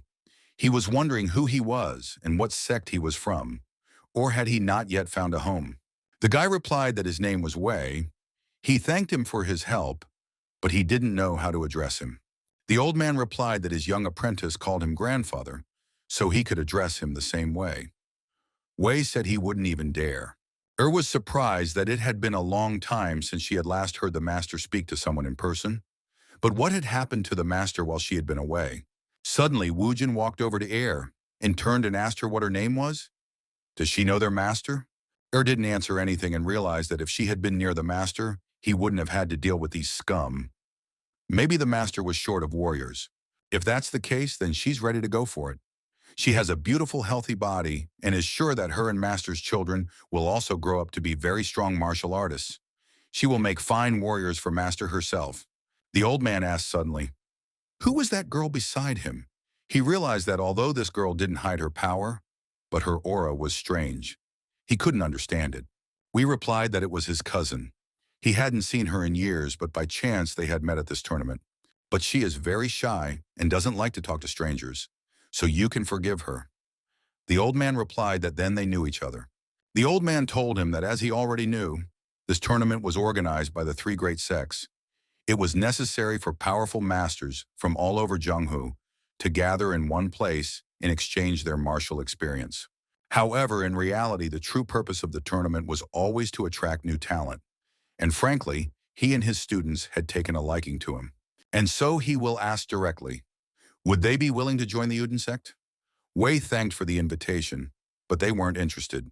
The next day, Qian Qiu and Wei were sitting in the carriage, and she asked him in surprise, why did he refuse the invitation of the 3rd elder of the Wuding sect? Wei replied that for some reason he had begun to insist that he and his students join them. Qian Qiu asked, did he really refuse? Wei replied that that was right, he wasn't interested. He would rather be Li Jiwei, the founder of his sect, than be some disciple of the Wuding sect. He doesn't want to obey anyone else's rules, so he will create his own sect and live as his soul desires. Qian Qiu said, what an interesting logic he had. She knew that the people all called her Wangu Palace Saint, but how many of them would remember her real name? And this guy doesn't seem to be prudent, yet he has a casual and free vibe about him. We had been thinking all this time and suddenly realized that this title would be perfect for attracting attention. Master of clickbait. And he will take this opportunity to promote his name as much as possible. No one will suspect him of being the former lord of a demonic sect. And he needs to come up with a name for his new sect. And he can't call it Demon Sect 2.0. I'll have to talk to about it later. Suddenly, the driver addressed the gentleman that they were at the place. Wei got out and said that he was grateful that he had driven them home. And wouldn't the gentleman like to stop by their inn for a while and have some of their tea? Qian Qiu asked with surprise, what? He even has an inn? Suddenly, fireworks exploded, and a servant greeted him and congratulated him on his return. The soldiers also began to all shout together that they were congratulating their master on his triumphant victory. Their master is a matchless champion.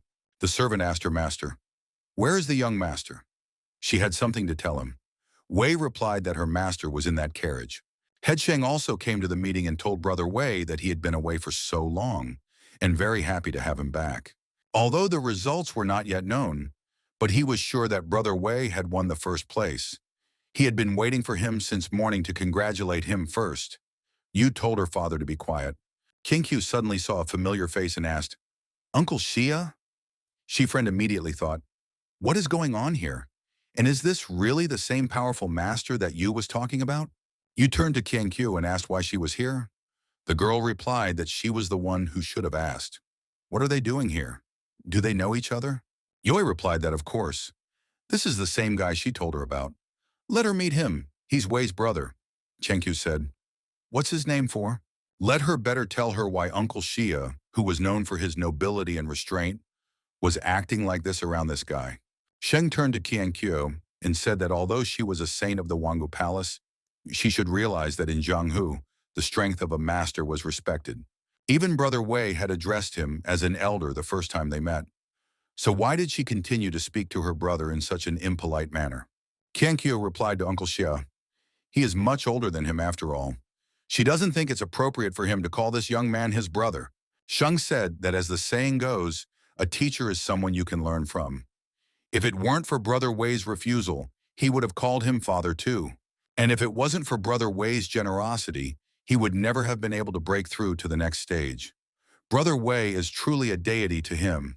Kinkyu asked the girl, is her father all right? She felt like there was something wrong with him. Wu replied that it was fine, just a little overexcited. Chenkyu said that she was the one who called a little overexcited. Is it true that Uncle Xia broke through to the next stage thanks to Wei? Yu asked her if she remembered the major flaw of his father's 9-bends heart defense technique. Kenkyo replied that of course. The 9-bends heart defense technique is a very powerful defense technique. However, its disadvantage is that it does not allow her to attack her opponent. She knows that Uncle Xia has been searching for an attacking technique that could be combined with his 9-bends heart defense technique all this time. However, this is almost impossible. There weren't many compatible techniques in the world, much less Uncle Xia's powerful Uncle Xia formation technique. Sheng asked Brother Wei if he could look at his execution of the technique and tell him what he was missing. Kenkyu thought afterwards, why did things have to be like this? How could this guy turn out to be the suspicious master that Yui was talking about? And she mentioned that there was a small child fiddling around next to him. Yu told Chankyu that maybe she didn't know, but Brother Wei was just trying to hide his strength. He's actually an incredibly powerful master. And if they persuade him to join the Iron Gate sect, but their sect will gain new wings. Kenkyu thought that it looks like this guy has not only brainwashed Uncle Xia, but also Yu. I mean, he's just a youngster. How could such a youngster be a strong master? And Uncle Xia is a master of the Holy Warrior stage. Does he really need advice from some suspicious guy they don't know anything about? But she gave him the Wangu Palace whistle. She even wondered if he would agree to return it. Sheng and Brother Wei went to the forest for the head to demonstrate his strength so he could tell him what was missing. He had gained enough energy and released the 9-bends heart defense technique outward. Sheng demonstrated and asked Brother Wei what he thought. His technique came out a little weaker than his young disciples, yet he was still just starting to master it. Sheng looked at Brother Wei and thought, why is he frowning? He had a wrinkled forehead, frowning eyebrows, and tense lips. He was definitely angry. But why was he still silent? Was it really so bad that Brother Wei had to think long and hard about an answer so as not to hurt his feelings? But at this time, Wei was angry that he was able to master this technique even with an incomplete description. This was his enemy, and it turns out that he's digging his own grave here. But he thought about it and decided that if he acted now as the exact opposite of the past owner of the body, no one would ever begin to suspect him.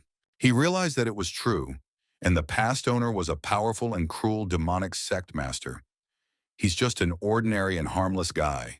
And besides, he would need money to reestablish his sect. He would probably have to put out some incomplete version of the technique to attract followers and sponsors. Kenkyu looked at all of this and couldn't believe that it was impossible, and it turns out Yu was telling the truth. It turned out to be much worse. Madame told Shankyo that she had done a good job this time. Maybe at least after this, the emperor would get a little bit off their backs. She is even afraid to imagine how many people had to empty their treasuries to gather so much sulfur ginseng. Kinkyu replied to Madame that this entire mountain of black ginseng was brought by one person. Madame asked with surprise, what? One? Kinkyu replied that yes, he had. At first she thought that this person had come to make connections with their Wangu Palace, but even after the time had passed, he didn't ask for anything other than those official seats in the tournament. And after the tournament was over, she drove him back to Yuhang and discovered that there was clearly something wrong with this guy. Even Uncle Xia's Saint Warrior stage master treats him with great respect. And then she learned that because of him, Uncle Xia was able to refine his 9-bends heart defense technique. And since he was able to find a technique that was perfect for even combining with Uncle Xia's technique, maybe she could too. But suddenly, Madam said no. She asked her, had she forgotten who she was? People who raise poisonous creatures can't practice martial arts. She doesn't think that those creatures inside her would so easily allow her to start cultivating.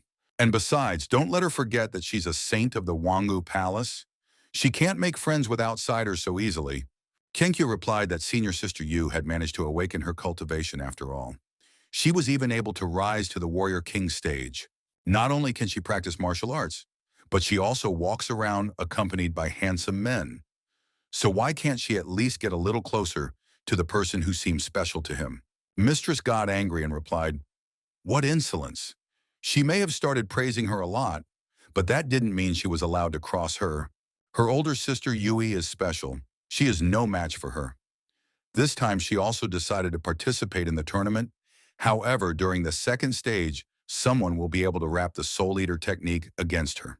She hadn't regained consciousness since then, and she asked Kenkyo that she was the one in charge of Arena A at the tournament, right? Have her find the person who dared to attack the palace disciple Wangu. As soon as she finds the bastard, have him tell her. She will personally skin him. The next day, the guys were already talking about the result of the tournament. The boy was telling his friends that he had heard that the winner of this year's Sword Path tournament was one of the masters of their city, Yu Hang. My friend asked in surprise, "What? They are the only poor people in town, so where can a master come from?" But a passerby told them not to say that. Even though their town is small, they are full of important people. Did they even hear that Master Shia of the Iron Gate sect had arrived? He came to check on them, but he hasn't left yet. Suddenly, a passing grandmother joined in and said, "That's right." Besides, their town had become busier in recent days. Even her shop was making more money. Suddenly, a monk came up to them and said that he apologized for interrupting their conversation. But did they have a place in town where they could stay for a while? My grandmother replied that they have a lot of guests in town right now, so the local hotel is full. She thinks there is still room in the new hotel, but it has recently changed ownership and they have started renovations. Suddenly, the little boy told his elder brother that he wanted to try these berries. The monk answered him that the master had given them money for the journey and there was not much left, so from now on they would save money. The monk was already very tired from his travels through the cities and wished he could go home. Originally, he was actually sent to the tournament to show Junior the world and greet the elders of the three great sects. But he was so tired that he was ready to spend the night even under a tree. But suddenly he saw a familiar child. That child was Shuai. He came to Aunt Hua and said he had brought her some fruit, and the master said to tell her that they could bring everything back from the inn. Huai replied that okay, she would, and asked the boy, "How are the renovations going there? When does it open?" Shui replied that the hotel will open tomorrow. Be sure to have him come. Hua asked, "Already tomorrow? Then Auntie will definitely come." Suddenly, she remembered and said that it just so happened that these monks were looking for a place to stay. Kinkyu at this time was steering the name of the inn and telling the workers how to put up. Wei approached her and apologized for disturbing the saint herself for such a trivial matter. Qiankyu replied to Wei that it was already the hour of the snake. Why did he wake up so late? Wei replied that he had been working too hard lately. So now that he had some free time, he decided to get some sleep. She suddenly turned to Madame Saint and said that she had said that she would return to her normal life after the tournament. But why did she choose to linger in Yuhang City? Kenkyu replied that she was free to stay wherever she wanted. In fact, she didn't get the chance to be in the outside world very often, so she wasn't going to return so soon. Suddenly, Kenkyu asked Brother Wei if he had seen any suspicious people in Arena A. Wei asked with surprise, "Suspicious people?" Honestly, all the participants in the arena seemed like rather dubious types to her. But he thought, why did she suddenly ask that? She hadn't had time to find out about Air's true identity, had she? That's impossible. They hadn't even met. Kenkyu said that was the case. Most of the members of Arena A were unfamiliar with each other, so it was no wonder he was suspicious of everyone. Kenkyu asked the guy, had he met a girl there who could give her spiritual energy the shape of red vines? She was supposed to be accompanied by a couple of handsome men. She doesn't think she could be confused with anyone. Wei remembered and saw everything as if it were real, accompanied by the handsome men using the red vines. He actually thought that this girl was just an ordinary secondary character who would disappear after the main scene. We told her, could she tell her who this girl was to begin with? Qiankyo replied that she was a disciple of their Wangu Palace. During the tournament, she was seriously injured and still hasn't woken up. Their lord values her very much, so she became furious about what had happened.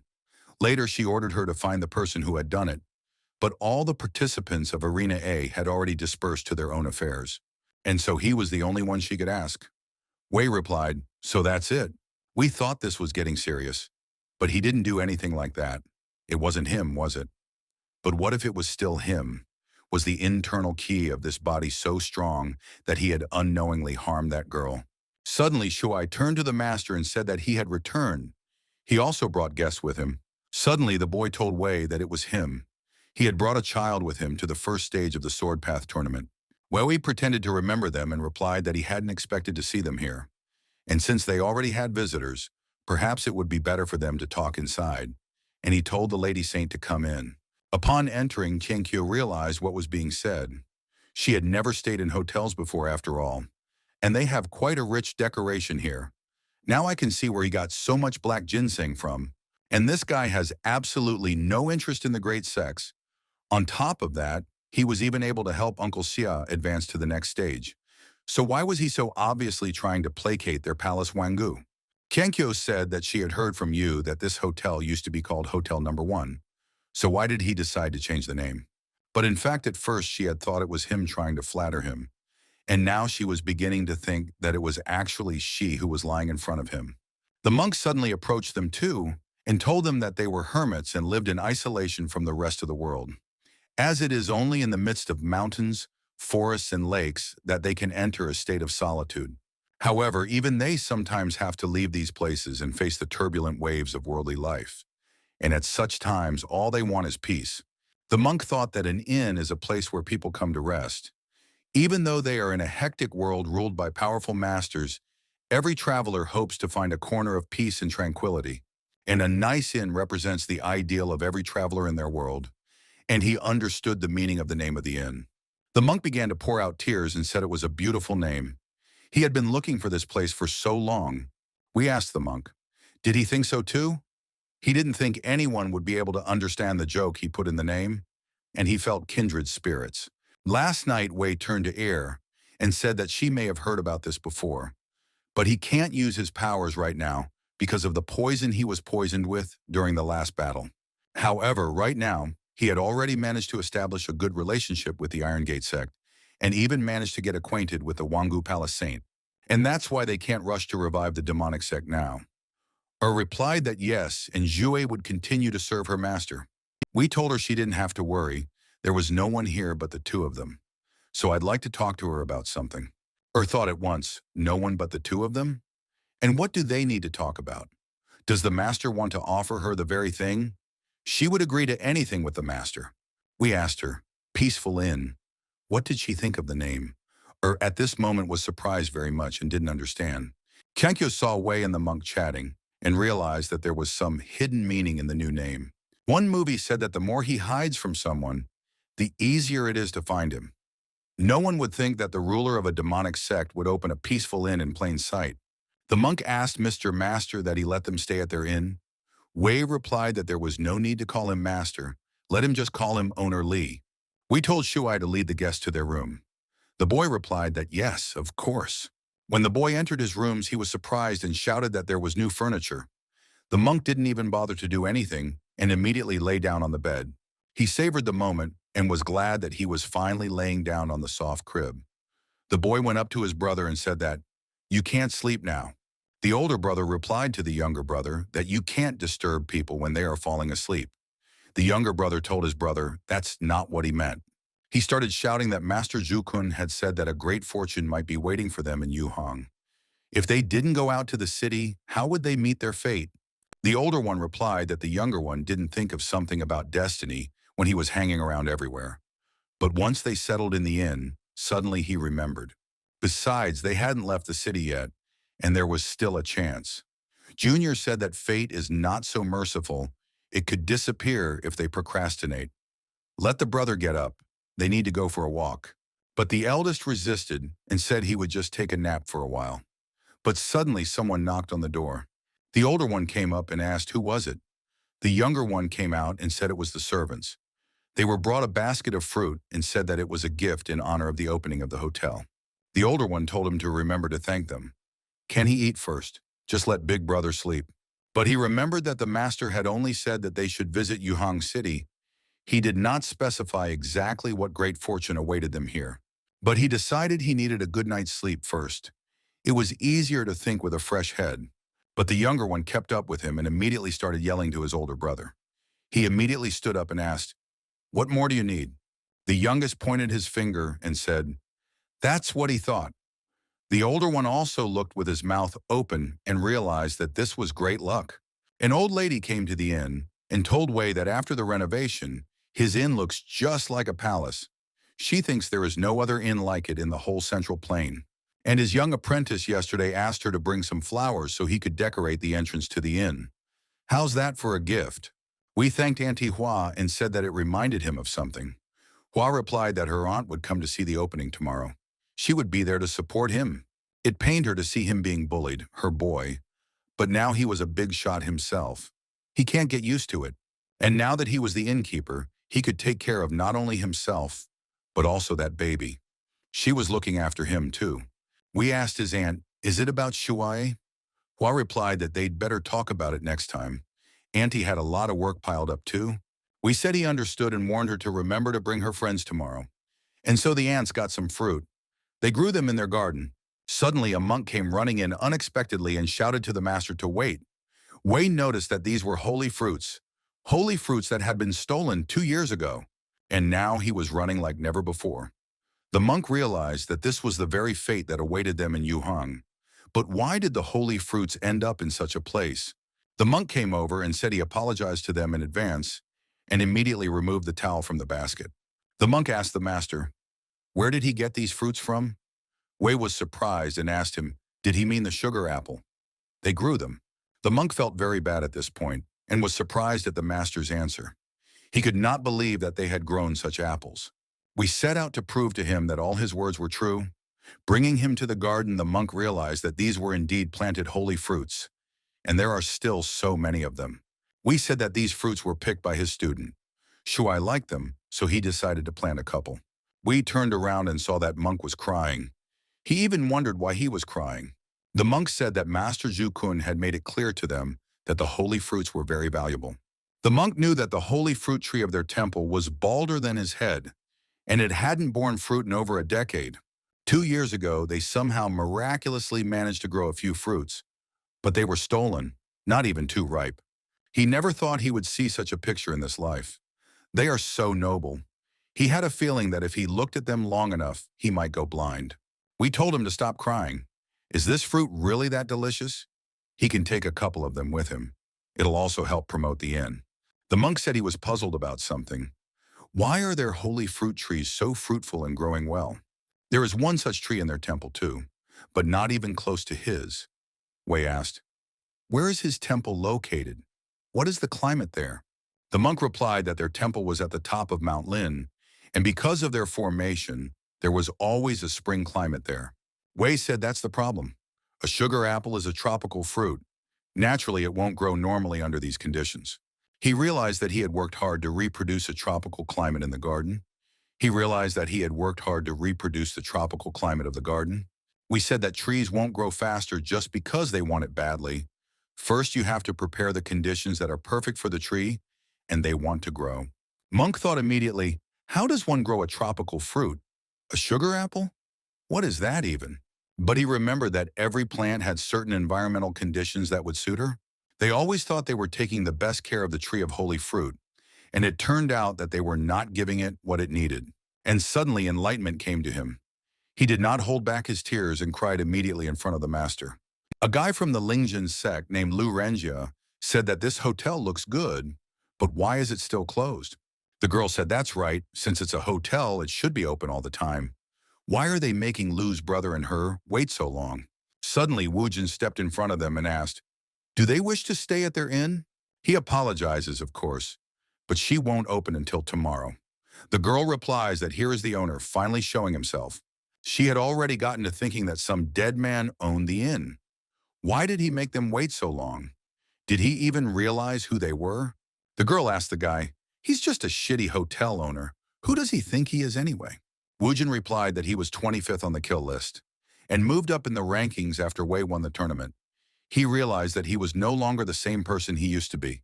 Woojin asked them, are they looking for a fight? Why don't she ask who he is herself for starters? And how dare he call his masters inn shitty? Is she too brave? And he had already told her that the inn wouldn't open until tomorrow. The girl got angry and immediately drew her sword. Renjia stopped his sister and said that there was no need to be so rude. The guy asked him if he was the owner of this inn. And now he's facing a disciple of the Lingjin sect. It just so happened that the other inns in the city had no room left. Since they were going to open tomorrow anyway, could they still make a small exception and accept them a little earlier? Woojin got excited and replied that this was the kind of communication he preferred. And they got it all wrong. The owner of this inn is his master. Also, his sister has already expressed her dissatisfaction with their hotel. He thinks their crappy hotel isn't exactly unsuitable for the high-ranking gentleman of the Lingjian sect. The girl told him that he was the one who started provoking her. Renjia stopped her and told her to calm down. He told the gentleman that his sister was tired from the road, which is why she said something rash. She doesn't really think that way. He turned to Wu Jin and asked if he could escort him to the owner. He would like to talk to him personally. Wu Jin said no. His master was talking to his guest right now, and he wouldn't dare to bother him about such trivial matters. He had told them many times that the hotel wouldn't open until tomorrow. Or is it that they, the high-ranking masters of the Lingjin sect, are not bound by the law? Renjia was also angry and saw that the guy didn't even raise an eyebrow when he heard his name. The name of the first disciple of the Lingjian sect. Who even owns this inn? The girl turned to her older brother and told him that this guy doesn't put them in anything at all. She will personally teach him a lesson. She started to run to launch an attack, but saw that her brother Lu wouldn't stop her. But really, she was just pretending to be formidable. Renji told his sister not to behave so intemperately. After all, now he wanted to know who was behind this inn. Suddenly, there was a huge explosion. The people who were in the city saw fire. Yu asked immediately, what was the matter there? Chenkyu replied that she thought the sound came from the direction of Brother Wei's inn. While talking to the monk, Wei heard a strange noise. He said that the city must be very lively today. And if you think about it, it's been quite some time since he's been in this world. And thanks to his perfectly thought-out plan, everything is going according to plan. And he is sure that in the near future, his peaceful inn will become the most famous place in the whole world. Suddenly, Yui came in and told him that something was wrong at his inn. And she pointed her finger that it was very bad. In front of the inn, the flames of fire never stopped. Renjia caught his sister at the moment of attack. Renjia realized that although she had a bad temper, but judging by her ability, she was the most skillful amongst the disciples of her age. And he brushed off her attack so easily, a pretty strong guy. But when he looked closer, he saw that there was a kid standing in front of him. The girl got angry and said she didn't know where the brat came from, but she's sure her attack was repelled by some treasure he's carrying. It won't work a second time, and he wouldn't be able to block her kick. Renjia stood in front of her and told his sister to leave it to him. Renjia he said that since they are both martial arts masters, and now they will find out who is stronger. Only he will let them stay at the inn if he defeats this kid. The boy thought that meant the junior's attack was blocked by this boy. However, at this moment, he didn't feel the fluctuation of his spiritual power, and he thinks his sister is right. This boy was protected by some treasure he carries with him. He immediately attacked the boy. Renjia still realized that if he didn't, he would become a laughingstock to the entire world. They would pay for daring to insult their sect. Renjia got very close and told the boy to try and block it. Shui stood still and waited for his moment, and suddenly he flew like an arrow and punched the guy in the face. The blow was so hard it was as if his face had been turned into a punching bag. The girl was scared for her brother and realized that he was in danger. She got angry and said how dare they hit his eldest, and she would make them pay for it. She attacked him and realized that this kid only knew how to swing his fists. It's been known since ancient times that he who is strong in attack is weak in defense. The girl did a deceptive trick, suddenly appearing behind them. She had already gotten very excited and realized that he was caught, and attacked with her sword from behind. At this time, Head Shing and the others came to the inn. The head wondered what had happened here, but the girl lay on the floor and said it was impossible. How many techniques does this boy know? And didn't Master say that martial artists could only master one technique in their entire lives? Sheng asked, Has the problem been solved yet? Wei asked also, can someone tell him what happened here? Wujin immediately appeared and told the master that the only reason he could see him in full health now was because of his younger brother Shuai. Renjia heard all this talk and thought that this youngster was his master. All this time he was pretending to be dead. Renjia stood up and thought that since this Yune was the master of that little devil, he was afraid that he might be even scarier. And now he has to run while they are distracted talking. Suddenly the girl saw this and started yelling to her older brother. Renjia told the younger one to wait for him here. He'll bring someone to help. Renjia didn't stop to save her sister, and in the same second she was vaporized before her eyes. The girl shouted to her brother that he could have taken her with him after all. And why did he run away alone? Wei was surprised and said that he took off so fast. Qianqiu asked him why he didn't stop him. Isn't he afraid that they will come back with help? And she's afraid he'll be in more trouble if he lets it go now. Wei asked, why would that be? I mean, it was just an ordinary passerby. Besides, it's not like he ran away. He realized that trouble only comes to those who think about it. That's why all the main characters in books always suffer so much. He knows that. We said that on top of that, they also have a hostage in their hands. Qianqiu thought at this moment, does he even know who his big brother is? Wujin said that he had told them that his master could kill a War King stage master with just one move. They don't give a damn about their Lingjin sect. Their master will kill anyone who intends to harm them. Qianqiu asked with surprise. A War King with a single move? Isn't he exaggerating too much? But she remembered Yu's words that it wasn't an exaggeration. She had seen with her own eyes how he had demolished an entire house with one finger just because there wasn't enough room. Sheng said Lingjin sect, if they are really disciples of this sect, they are in trouble.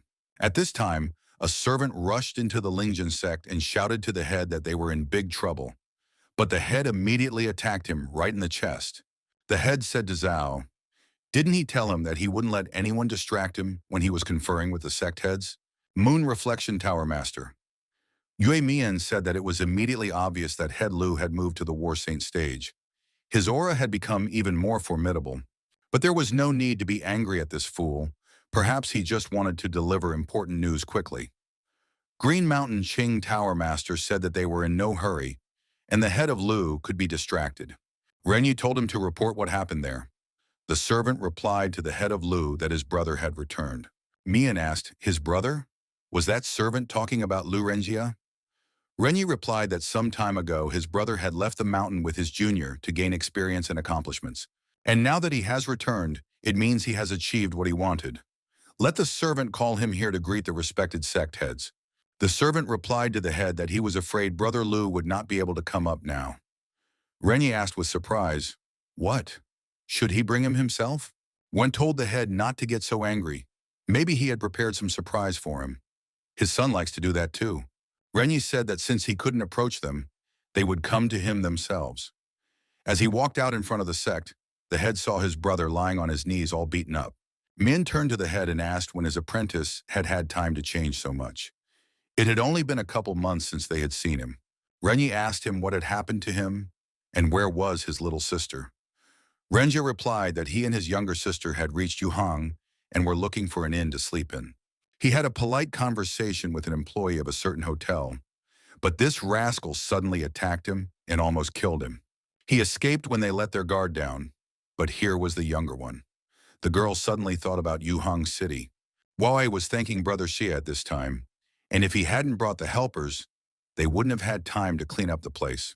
Although he still thinks these wreaths are out of place here, Sheng told him that it's not worth a thank you. He's ashamed that this is all he can do to help. And it turns out Brother Wei likes wreaths. I'll have to send him some if I get the chance. Sheng said that although their Iron Gate sect is one of the powerful sects, but even they can't openly interfere in the struggles of other sects. Although the Lingjin sect didn't have many followers, but they shouldn't be underestimated. He asked Brother Wei if he knew why the three great sects teamed up with the Imperial Palace and established the Sword Path tournament. We asked to look for capable people? Sheng replied that yes, this is how they strengthen their power.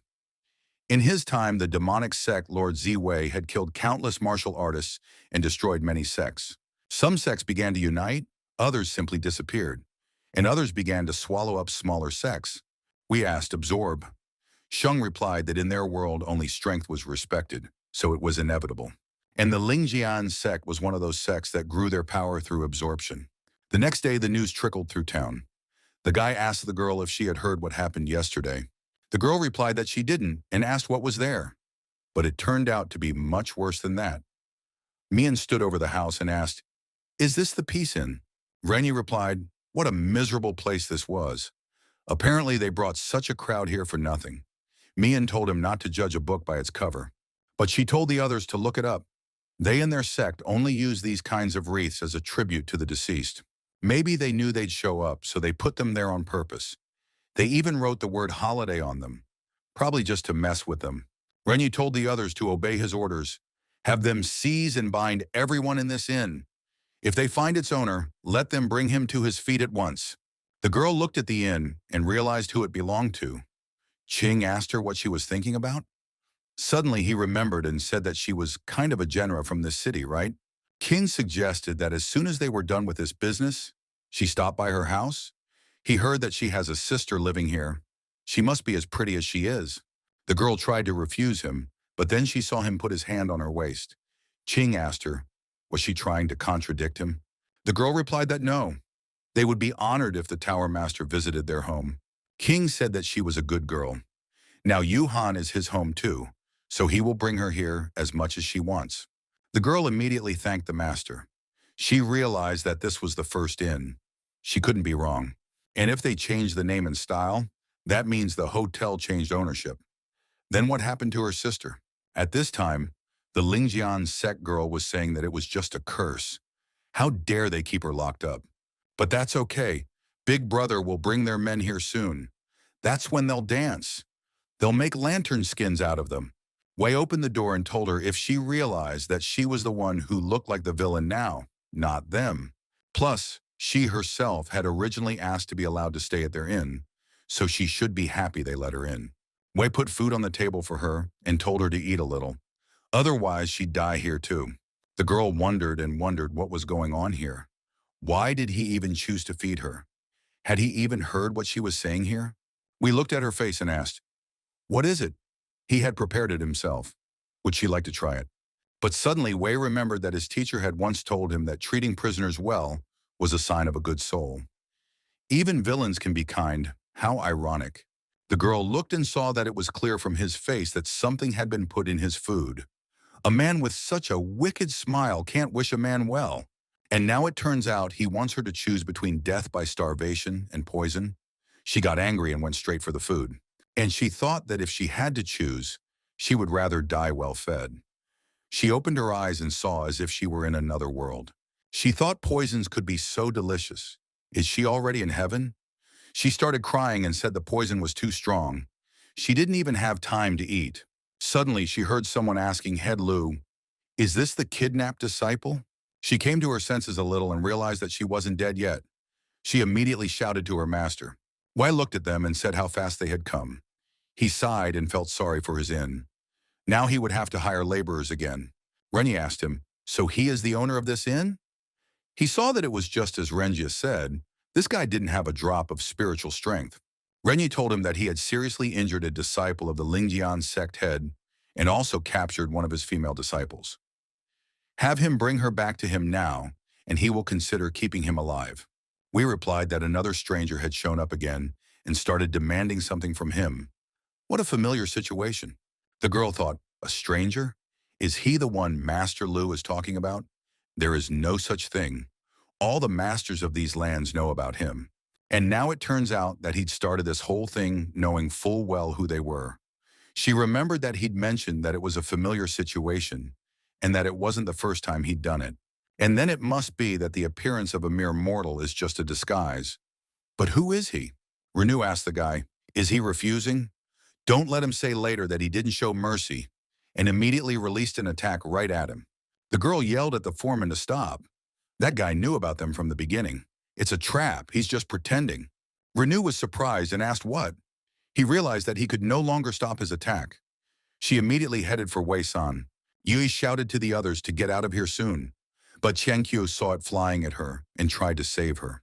In a moment, Yui turned around and saw an attack in front of her eyes. But Er managed to come running and stood in front of her and used her sword to repel it. Yui turned around and saw the girl she was looking for earlier, and all the sects were also following her. Earlier, Air had asked the master, would it definitely work? Wei replied that of course she could trust him, he was a pro at it, and told her to remember one legendary rule: if she's wearing a mask, no one will ever recognize her. But things turned out differently. Wei told the enemies that they not only destroyed his inn, but also attacked the Iron Gate sect members and civilians. And it turns out this is what the true face of the Lingjian sect is like. Qianqiu walked over to the girls and asked them if they were all right. Renyi immediately saw that this girl was dressed as a member of the Wanggu Palace. The other one seemed to be from the untouchable Iron Gate sect. He realized it had become too much of a hassle. He'd hoped to kill him quickly, pretending he'd forced him to do it, but he didn't expect it to get so messy. But on top of that, the student managed to shout to him that it was a trap. Did this guy set this up on purpose? Min looked at all this and said that the place was busier than she expected. And what is the guardian of the Iron Gate sect and the Wanggu Palace saint doing here? Also here they have a rich fool, a mediocre fool, and a suspicious boy. She pretended not to know and asked, are these by any chance the same guys who won in this year's Sword Path tournament? She had heard that Arena A was the ultimate massacre this time. It was said that one of the disciples of the famous Wanggu Palace had been injured there and still hadn't recovered. She couldn't believe even now that this trio was able to take away the first place from a whole bunch of War King stage masters. The people standing nearby asked what she had just said. The boy replied that he had heard that the winners of the tournament were masters from their city, but he never thought that they would be these three. But the second of them said it was impossible. He knows Wei. Only recently he was an ordinary worker in the first inn. People asked if anyone knew how he suddenly managed to own this hotel. The guy replied that he had seen him practicing martial arts himself, but he wouldn't call him some kind of master. He was just a rookie. But the other guy said he remembered being bullied a lot because of his weak nature. And if he really could have gotten first place in the tournament, he certainly wouldn't have let others bully him. Min heard all of this and said that she thought the locals were curious as well. How come a mediocre martial arts novice became so strong overnight? But she certainly had little faith that a person could change so drastically. Wei told her to stop beating around the bush, sorry to say what she wanted to say. We at this point wondered, where did she even come from? He was already tired of reading between the lines. Or came up behind the master and said that she knew who she was. This is the master of the Moon Reflection Tower. She is in charge of intelligence and information gathering. We asked her how she knew everyone. Replied that this woman was very skillful at making up false stories. Usually she first creates some problems by pretending to be a member of a devilish sect, and then she herself comes to supposedly solve them. And it was because of her antics that people hated the devil sect. Wei understood, so she turned the rest of the people against their devil sect, so they were just slandered. Ir realized at this moment that there wasn't an ounce of truth in her words. Her master is a majestic and incredibly talented practitioner. There was no way they would engage in such petty nonsense. And how dare she talk about him like that? And yet some unknown rat has no right to even mention their devilish sect in her conversation. Posing as their comrade, has she lost her fear? But Wei realized that his devil sect was even more sinister. And it turns out that its propaganda only played into their hands. We looked at Air and told her to calm down. And she remembered what he told her, right? Ir replied to the master that yes, he could take it easy. She realized that if someone asked her about the devil cult, she needed to stick to 3 rules. Knows nothing, has seen nothing, has no connection to them whatsoever. Yui decided to join the conversation and said that she didn't quite understand what they were getting at. Their Iron Gate sect had already verified Brother Wei's identity. 2 years Li Ji Wei arrived in Yuhang City and got a job at the first hotel. And his family is clear as well. After his parents died, he was left with only a cousin whose whereabouts are unknown. We hearing such words was surprised and didn't think she was secretly dripping under him. But why? And suddenly he realized that if all of this was true, he was pretty damn cool right now. The previous owner of the body had picked the perfect front man. Poor guy who lost his parents, leads a lonely, quiet life. A man like that would never be suspected of anything. She even took care of her subordinate when he allotted her a place in his legend. Now he doesn't have to worry about being accused of anything. After all, she's just a cousin. And it turned out that this Wei was more far-sighted than he thought. He shouldn't have scolded him then. There's a reason he was called the world's strongest martial artist. Now he admits it. Men said that she would like to believe the words of the guard of the Great Iron Gate sect, but she wanted to remind them that there were still fugitive followers of the demonic sect hiding in the vicinity of Yuhang City. And she just fears that one of these demons might have taken on the guise of one of the residents and mingled with the crowd. But suddenly a girl entered the conversation and said that he wasn't. She didn't think he was one of those fugitive followers. Shuai recognized her sister and immediately shouted to her. Wei was surprised at this moment and saw that a stealthy character had appeared. The girl said that she had already met him 2 years ago. She could distinguish people's unique auras, and Wei's aura hadn't changed since then. Wei was surprised to hear about auras and thought, are there really those in this world who can distinguish auras? But as he looked at her, he saw something strange that looked like magic. He wondered what it was, or looked at it and said that it was a celestial maiden. Wei thought, what celestial maiden? Is this the celestial maiden he was thinking of? Or told the master that this was the same celestial maiden he had ordered him to search for. He also added that she should continue to search for her, even if they had to be separated for a while. But how could he forget something so important? And then Wei answered that it was because of the poison in his body. It was the only reason he could forget something so important. And he thought that the previous owner of the body must have kept a diary with some important entries. He doesn't know anything about it, or came up to him and said that perhaps she should do a little checking. Wei was surprised and thought, what is she going to do? She ripped off his clothes and saw that there was no red mole on his chest, meaning that the master had been so meticulous in his disguise that he had even removed things that only she was aware of. Or said that because of their poison, the master not only lost some of his powers, but also lost important memories. And she now understood why the master's behavior had changed so drastically. Perhaps he had lost his memory completely. But if her master had lost his memory, why did he choose to save her? Are their souls so tightly bound? The girl also understood that according to Headlu's disciple, he was beaten by a child. And next to him were a rich man and an ordinary guy. So the one who beat up Headlu's disciple was her little sister? Ching walked over to her and put his hand on her shoulder. She immediately sensed that he was furious. It was all because she was trying to make excuses for Wei. Ching called her a hottie and asked if she meant she was claiming the guy was innocent of anything. He grabbed the girl by the hair and said that, frankly, he didn't care if he was from the devil's sect or not. She stood next to him and stood up for the other man. Did she completely forget who he was? He must have spoiled her too much lately. I mean, he hadn't tried her once in 2 years. The girl was hurt and apologized to the head. Ching said that it seemed like it was time to teach her some lesson. The girl said nothing and made a sad face. Ching said, what a beautiful scared face she has. It's even gorgeous. The girl told him not to do that, but Ching Niat released her and covered her with his dark aura. Wei felt a familiar feeling at this moment, and this was one of the demonic techniques. She might be very useful since even the previous owner of the body had ordered to track her down. Besides, her title of Heavenly Maiden sounds very powerful. We immediately ordered Air to grab the girl, or didn't play with him for long and chopped his arm. Man also said that they were being attacked. She immediately released her claws to fight, or caught the girl and protected her from the enemy.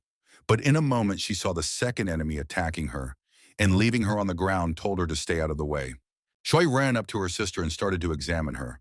The girl replied not to worry, she was fine. The girl stood in front of Wei and asked, this girl is his comrade, right? He should help her. She wouldn't be able to handle 3 opponents at once. Yu stood by her side at this moment and said, such strength, it just can't be described in words. But then she realized that her father was right when he said she was too immature for the outside world. But Air did not stay back and continued to fight alone against the enemies.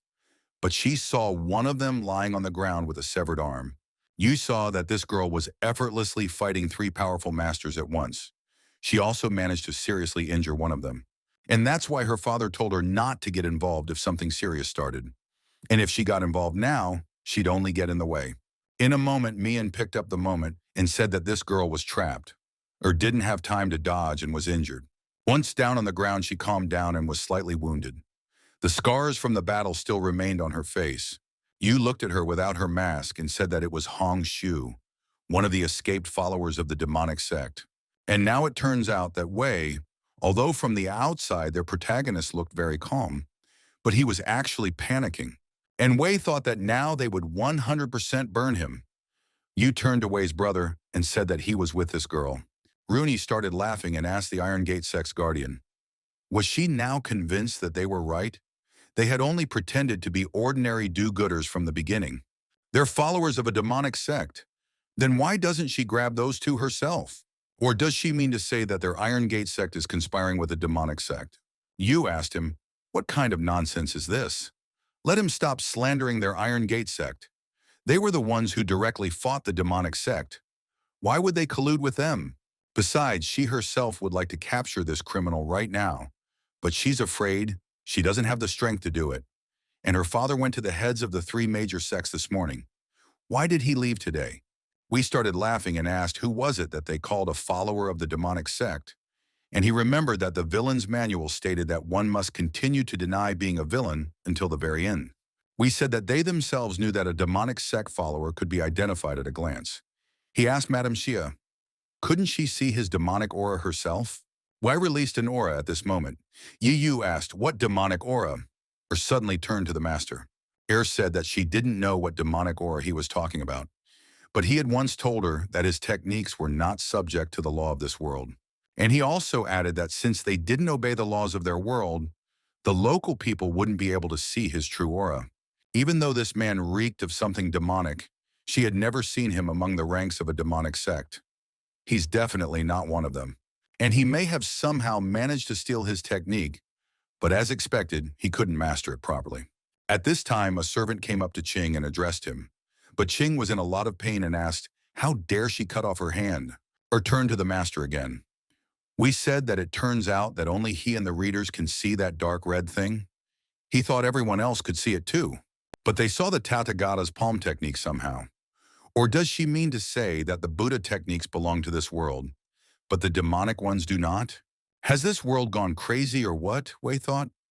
But to others, a battle with the strongest martial arts master of the demonic sect would look like an ordinary theatrical production without any special effects. We realized that he had already been reborn as the strongest martial artist, but he had also been given the ability to see demonic auras. But why is it that at the most crucial moment, things always don't go the way he wanted them to? But suddenly something occurred to him. He thought, didn't the celestial maiden say that she could see aura? But in reality, the maiden can't see anything either. And now he'll have to say goodbye to a quiet life, even though he can't use his full strength because of Wang Gu's poison. But he thinks even 20 will be enough to get out of this trap. He'll just bring Shuai and his beautiful sister with him and find some other place to start over. We calmed down and said enough of these games. And opening his hands, he decided he was ready to confess. Suddenly, someone in the back said, for everyone to look. He really is from the demonic sect. Wei turned around and asked why she was yelling. Couldn't she wait for him to introduce himself? But Chenkyu simply told Wei that she was behind him. Wei immediately felt some kind of aura felt behind him. Qing looked at them and said that they were all vile and stupid people. He asked her how dare she take away his hand. Wei was very happy when he saw this, because it was a very pleasant turn of events for him. He immediately changed his mind about confessing. Renu looked at the other head and realized he was mad. And here he was, a real idiot. Renyu decided to act differently and attack Qin from behind so he wouldn't give the others away. The people standing in that place started to panic and shouted that it was indeed a demonic sect follower. Asked the master, what will they do? The Lingjin sect is considered righteous, so for the sake of their head's reputation, they will do everything they can to kill this idiot and prove their non-involvement. We laughed and replied that he felt like their head understood what was going on here. If they let him kill this madman so easily, they would let the opportunity to take advantage of it pass. We told to remember that from now on, they were righteous people who had volunteered to destroy the remaining followers of the demonic sect. The chapter met with the old man of the other sect. The old man said that he didn't think Sheng had already met Brother Wei at the Sword Path tournament. It was like finding a needle in a haystack. He didn't expect it. In fact, he was wondering how he would find this guy after the tournament was over. The old man asked Head Sheng, is he saying that Brother Wei has opened his own inn? It turns out that he wants to continue his journey alone. The old man sighed and said he knew it. Now I can see why he refused his offer. Sheng said that he thinks Brother Wei just doesn't want anyone to restrict his freedom. He respects him for taking his own path and opening a beautiful inn. The old man said that yes, having one's own way was certainly a good thing. But being such a master, he would sooner or later become someone else's target. It hasn't been long since he won the tournament, and already the Lingjian sect has shown up. He himself knows that the most important thing in Jianghu is to have allies. Sheng said that if they are talking about Brother Wei, he would rather choose to become someone else's target than be confined within the four walls of some sect. He believes that if the old man is strong enough, there is no need for allies. The old man replied that it didn't matter. He was already here anyway. Isn't this the inn that head Sheng was talking about? Sheng replied that yes, the Lingjian sect had brought quite a few followers. But opening his eyes, he saw that there was a battle going on. All the guys were fighting the enemies and trying to kill the demonic sect follower. Sheng saw all this and thought at once, what's even going on here? You also fought the enemies and asked them what they were doing? They're civilians. And why the hell did the Lingjian sect start attacking ordinary mortals? The warrior answered her that the head's orders were to tie them all up. But suddenly a second enemy came at her with his sword. But Sheng also noticed all this and came up and used a fireball that exploded and destroyed the enemies his daughter was fighting. Yu was very happy to see her father. But Qianqiu had told her that there was something wrong with these people. They look like they're being controlled by someone, right? Wesh said to her, as if they were conscious, but at the same time their bodies were not obeying them. Their legs are weak, their faces are pale blue, and they move as if they were walking corpses instead of people. And in fact, these are signs of not having a soul. Qianqiu was surprised and asked what. We replied that as the world's strongest martial artist, he had tried countless cultivation methods. And such people with missing souls are the waste products that arise due to the cultivation of his techniques. Once they grasp the practitioner of that technique himself, all those people will return to normal. Qianqiu asked the master how he knew all this. Wei looked at her and replied that it's a secret. He knows because he owns the original of this technique, but he didn't tell her that. Suddenly, the old man showed up and said it's good to be young. They're all so energetic. And it turns out the kid's cousin is here too. Her skills are as good as ever. Sheng asked with surprise, Wei's cousin? The old man asked him. Doesn't he know this white-haired girl? Sheng thought, what other white-haired girl? He took a closer look and realized it was one of Wei's closest followers. The old man decided to help the guys, and after drinking wine, he turned into a huge man and told the others to let the old man have fun. We saw that the old man from the Wudin sect was also here. Heaven had not turned its back on him yet. This is a once-in-a-lifetime opportunity. We need to dispel all suspicion in his direction, and it's time for him to clear their good name from the others with a look. We suddenly turned to Shuai, but the old man from Wudang fought the strongest at the moment of impact asked, what does the old man's fist taste like? Now they would know how to go against old man Feng. He immediately flew towards Renyi and punched him with his fist. Renyi was surprised and didn't even have time to dodge. But then he realized that this old man dared to hit him. But even his grandmother had never hit him in the face. Renyi sent the moment to hell and realized that he had already tarnished his reputation. And now he didn't give a damn about the civilians and would kill every last one of them. But suddenly he tried to show all his strength, but he suddenly thought why he couldn't release his ki. Not only to release, why did it feel like his inner ki was being sucked out of him? But Shuai was above him at this time, and slowly blocked all of his techniques and prevented him from engaging in battle. He used the great yin star absorption method. A beautiful girl named Da Piaoliang shouted to her mother and father that she had come home. Her name perfectly reflected her beauty. She was so beautiful that she could be called the main character from the pages of a book. Suddenly, passers-by were already saying that she was poor, and what would happen to their daughters now? The guy replied that it was fine. Old man Zhao would definitely take care of them since their parents had worked for him for so many years.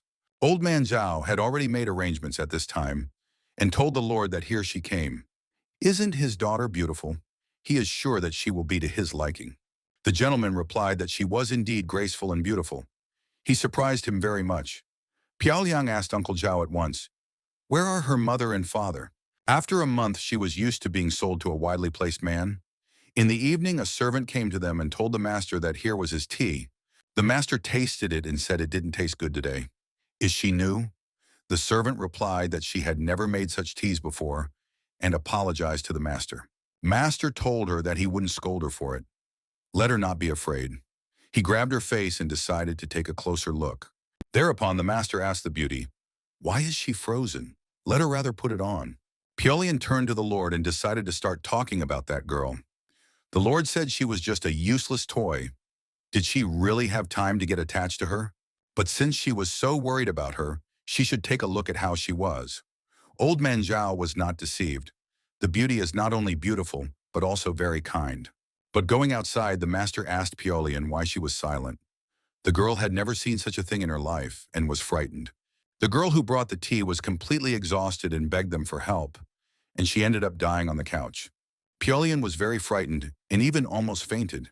The master told her not to be afraid. She was special, and he would not do that to her.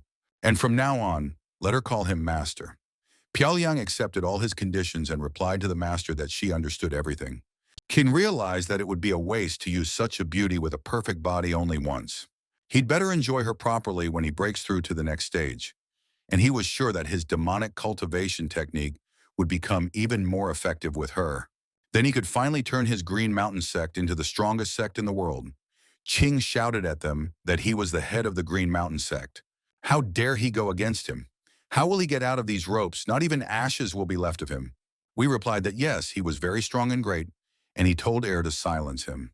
But things didn't go the way he wanted, and Wei saw his face covered in blood.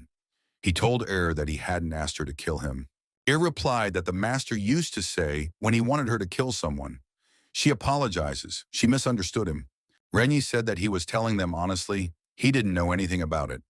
If he knew that Qing was one of the followers of the demonic sect, there was no way he would have messed with him, but he would personally deal with him. Mian asked him, did he think everyone would just take it and believe him? Here only she didn't know anything. Yes, idiot. Renyi asked her, how was he supposed to know it would turn out like this? She was the smartest, so she'd have to think of something. Min replied that she didn't have an ounce of spiritual power left in her. What could she think of in such a situation? Besides, like she said, she didn't know that the two of them were somehow related to the demonic sect. Wei walked over to Brother Xia and said that he himself should know that it was impossible to purify himself from demonic qi, so they themselves would have to kill him sooner or later. We realized that today was the first time he had witnessed a human being killed, but he shouldn't show his excitement. It's not easy being the head of a demonic sect. Sheng said that yes, he understands everything. Brother Wei doesn't have to worry about it. He can go rest. They will take care of things here. Wei rejoiced, for now they had witnessed kill one of their cult followers with her own hand. That should have taken suspicion away from her at least a little. Wei went on with his story and wanted to talk about but then he came to his senses and asked, can he go? Yu asked her father afterward, why did he stop her? Brother Wei knows too much about the demonic sect. They should question him about it. He might turn out to be one of them.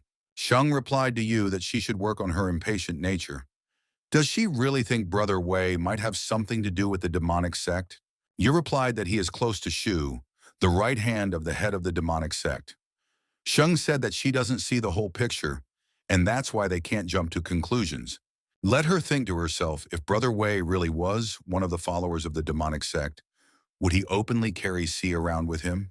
Does she happen to find it strange that one of the strongest followers of the demonic sect head started following Brother Wei and almost completely obeyed him? She herself knows how powerful Brother Wei is. It's not that hard to believe that he used some sort of technique to take control of her. And now he thinks that Wei knows so much about the demonic sect precisely because he questioned this Hong Shu properly himself. Sheng said that in that case, all they had to do was wait and not cause unnecessary trouble for Brother Wei.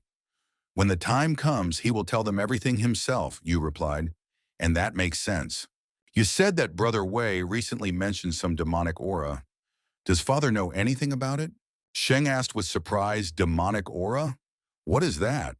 But Old Man Feng walked over and said that for now, we should forget about this demonic aura and demonic sect. And he's not interested. It's time to talk about something more important. And it looks like this guy's a lot simpler than he thought. Feng told the chapter that he was the one who gave him the technique that perfectly matched his 9-Ben's heart defense technique. Was he right? Sheng told him to leave. And since he thinks Brother Wei is so easy, let him go and negotiate with him himself. He really treasures Brother Wei's priceless gift, so don't even let him dream about it. Feng said to Sheng's head how stingy he was. For that matter, he would ask him that himself. He thinks that the techniques this guy has are much more powerful than that chick's soul-eating techniques. He's not even sure if anyone else has those techniques. Chenki stopped the elder and asked, "Did he just mention the soul-devouring technique?" Suddenly, after a hard day, began to shout, asking, "Shui is this girl?" He asked, "Is he definitely the same Shui? Are they mocking him? Tell them to bring back his boy immediately." Shui told her sister that Master had recently fallen off a cliff and had lost his memory a little, so he didn't remember that she was a girl. "It is uncomfortable to practice in a skirt. Can she change?" Piaoliang replied that he must have been in a lot of pain. Wei considered it an attack of dazzling beauty. He wiped off the blood and said that it was nothing special. It was just a fall. He thought to himself, what a hard fate this beauty had. She could probably have appeared in a romantic comedy as the main character. And here she was. But suddenly he thought hard, and in his mind, something didn't add up. The original owner of the body was looking for this celestial maiden, but he knew that the one he was looking for was Shuai's sister. Could it be that he didn't recognize her? We asked.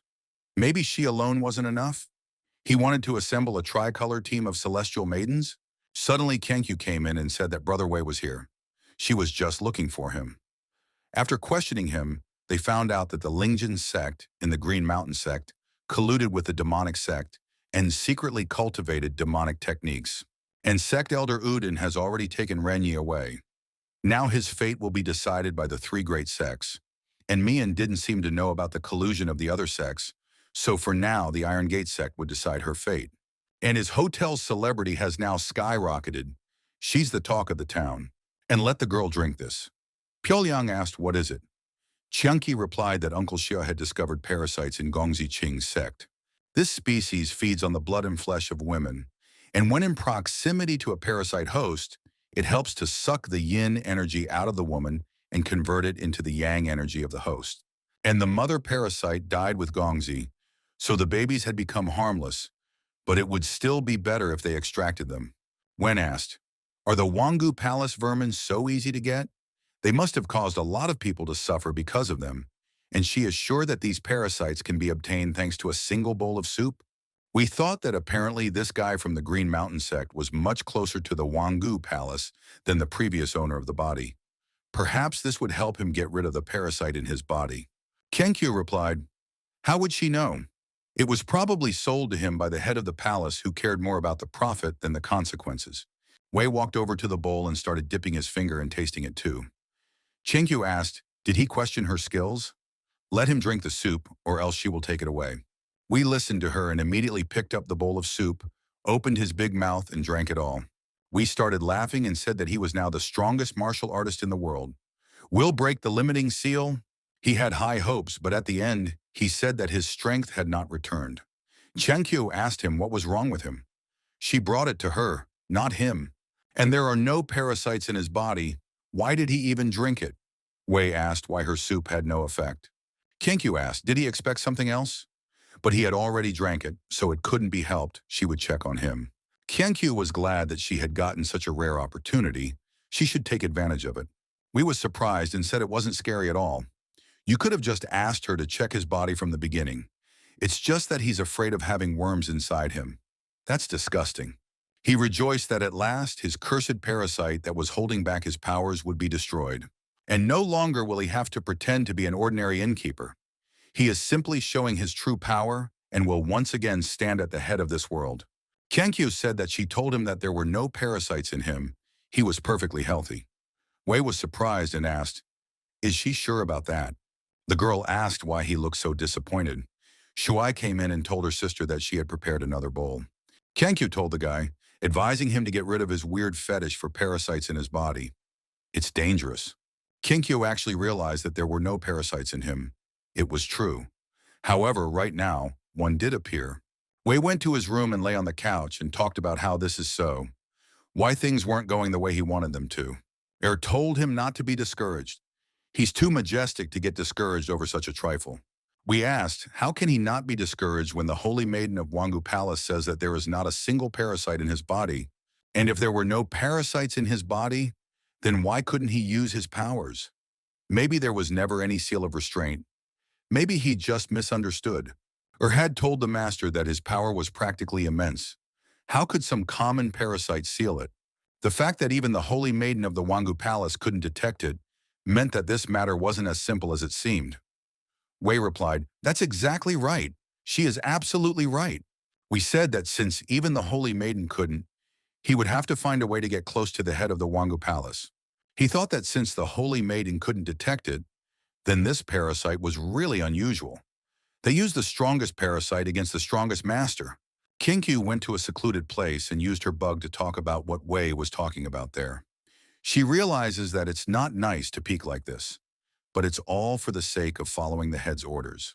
Er told the master that she understood him and let him wait a moment. Wei replied, "Yes, let him hurry up." Kinkyu thought that if the Wuding sect elder's words were to be believed, Meng Chanyu had attacked Li Wei first. And when Li Wei stopped resisting, Meng Chanyu's soul-devouring technique turned against her herself. This guy is, of course, incredibly tough. Not only did he defeat Qing Yu with her own technique, but he was also able to somehow subdue the demon sect head's right hand. Suddenly, Qiankyo saw that someone had disappeared and asked, "Where did that white-haired girl go? And what is Wei doing there?" Wei at this time picked up the plaque and said that was right. The world's strongest master should have his own symbol. From now on, this talisman would testify that the person was from him, Li Ziwei. But the beetle standing next to it said, "What an ugly talisman it was." Suddenly walked in and told Master that she was back, and immediately asked, "Is this the demonic sect's talisman?" We replied that they could no longer use the demonic sect's talisman, so he tweaked it a bit. "Let her remember that from now on, this talisman will be called the Talisman of Wei's Sacred Flame," took it and said that she understood. She immediately saw that her master was attentive. The character Wei, after all, not only meant the master's nickname, but also alluded to the great first demon lord. And her master is so wise that he put a double meaning into the name of this talisman. Told the master that she had brought what he had asked for. "Would that be enough?" she asked. Wei took the papers and replied that it would. And now that their hotel has gained fame, popularizing their teachings is on the agenda. We opened the papers and said he would try to sketch a couple. And what was the point of learning techniques with no apparent special effects when the rest of the world was demonstrating such flashy and cool techniques? He started writing and saying it was better. His techniques would not only be powerful, but they would look grand. He turned to the past owner of the body in the process and said that he knew his techniques were the strongest in the world. But he should realize that cool effects are also very important. So he wouldn't need his techniques for now. Qiankyu was watching and said that's so fast. But what is he doing there? The girl said to take a closer look, and slowly ordered the beetle to get on the paper and show me. Qiankyu saw it and started asking, "What is this even? Is this some kind of technique? Some kind of martial art that can only be practiced by pumped-up men with a bare torso?" But at that moment it ended before her eyes. Wei saw the bug and finished it off with his huge hands. Qiankyu saw the same thing and thought she had been exposed. Wei asked what was wrong. Replied to the master that he was working so hard, his shoulders must be completely slack. Could she massage them for him? Wei immediately agreed. Told the master that the head of Wangu Palace has a very mysterious personality. They don't have much information about her. Since he wants to meet her, she will go there tomorrow and scout it out beforehand. She would find information for them that he could use when he met with the head of the Wangu Palace. We replied to her that she was so caring, and he realized that she was a reliable subordinate, and he thanked the former owner of the body for such a gift. Immediately went and told the master to take care while she wasn't here. Wei replied not to worry about it. She hadn't forgotten who he was, had she? And besides, who would kidnap him from his own home? At this time, there was a cat in the tree who might have been watching him. The next day, Wujin shouted to everyone to let him go to the guards, and it's very urgent. Sheng suddenly got the information and asked with surprise, "Brother Wei is missing? The demonic sect follower is also gone?" Yi replied that he disappeared at a time like this. Perhaps he went into hiding, afraid of being exposed. Shen thought for a moment and said that they wouldn't jump to conclusions. He asked the guys, when did they find out that Brother Wei was missing? Maybe he just decided to take a walk? Wujin replied that naturally he had rushed here as soon as he discovered that he was missing. Pyongyang said that yesterday at noon, she and Wei had lunch together. He didn't mention that he was going somewhere. In addition, he offered to cultivate together the next day. Suddenly, Wujin remembered and said that they found it in his room. Sheng asked with surprise, "A spider? And some unfinished writing?" He saw that Brother Wei's drawings were indeed exquisite, but the clothes of the men here were unnecessarily revealing. Kenkyu said that this spider was hers. She decided to secretly observe him and he soon discovered it. Woo-jin asked her how dare she spy on his master. Kyenkyu replied, as for where he was now, she probably already knew that. At this time, Wei was in a strange place, and with his eyes closed. Coming to his senses, he jumped up and opening his eyes said where he was even. Suddenly someone came up and replied that he was already awake, and they would soon report to the head of the department. The girl said that although he was a little thin, his skin was pale, and his face was nice. The other girl said he was just her type. The first girl decided to take a different course of action and said she thought she was getting horny. He's perfectly fine with it, though. We took a closer look at them and started shouting, saying that they were legendary beastmen with cat ears. Had he really been transported to another world again? A servant came to the lady and asked if she would like to meet the head first. Kyenkyu replied that she would do it later. The servant told the mistress that if she didn't visit the head first, she would get angry. Besides, this guy is just another prisoner. Why should she visit him personally? Kyenkyu replied that she would apologize to her later. Now was not the time for that. The servant said, okay, but she was saying it for her own good. The servant realized that even though she was the holy maiden of their palace, she was really nothing. What made her think she could behave like that? Wara kept lying there wondering what this place was. He thought that he had imagined it, or did he really see beastmen? He was once again transported to another world. But suddenly he looked up and saw Kyenkyu in front of him. He asked her what was even going on here. Kyenkyu told the servant that she could go. She wants to talk to him in private. The servant replied to the mistress to be careful. If he ran away, the punishment would be severe. Kyenkyu said that this is the dungeon of Wangu Palace. Criminals are kept here. Wei asked with surprise. Dungeon? What is he doing here? We has accepted that the world's strongest martial arts master has been kidnapped. Will the plot develop in such a formulaic way? And how did he get kidnapped in the first place? Why doesn't he remember anything about it? We suddenly turned to Madam and remembered her saying yesterday that she would go on a scouting mission. Had she really been captured? Kyenkyu didn't speak to him further and immediately used her magic powers against him. Weiyu was in a lot of pain. He couldn't stand it and spat out the bug that had entered his body. We asked, what the hell is this stuff? Kyenkyu replied that it's a suggestion parasite. It causes the host to hallucinate. Taking them out like this directly is a bit unpleasant, but now is not the time to think about it. She asked him if he had met anyone from Wangu's palace this morning. She realized that not only had the suggestion parasite been placed in it, but it had been brought straight to the palace. Not only had a suggestion parasite been placed in it, but it had been dragged straight to the palace. It was probably an order from the head. And it looked like Li Ziwei had seriously injured Meng Qianyu, but she wasn't supposed to know about it yet. So why did she act up? Wei replied that no, he had just gone to breakfast. He now realized that they had slipped a parasite into him, and he hadn't even noticed it. There are some truly scary people living in the Wangu Palace. Suddenly, the servant came again and addressed the lady. She said that the head wished to see this fellow, and her too. The head met with her and asked Kyenkyu why she didn't stop by after her return. She had only been out of the palace for a few days and thought that she was allowed to run amok. Wei suddenly looked over and saw that this cat looked familiar to him. We started screaming and said he remembered. This particular cat jumped on his windowsill today, and he decided to pet it. We asked her how dare she take advantage of his love of kitties. She had caused him to let his guard down, and she had managed to send him away. What a despicable thing to do. Kyenkyu told him that everyone knows not to pet stray cats. Wei asked her, is she kidding? How can you resist these cute creatures? They're just begging to be petted. Kyenkyu asked Madam, why did she suddenly decide to invite Wei here? He is a good friend of the Iron Gate sect. Uncle Shea is already looking for him. The head replied to her that she was the one asking the questions here. Did she forget what she was ordered to do? Kyenkyu said that of course she hadn't forgotten. Kyenkyu suddenly came to her senses and asked the head, was she really following her? The head replied that since she was supposed to be watching this guy, why wouldn't she be watching him?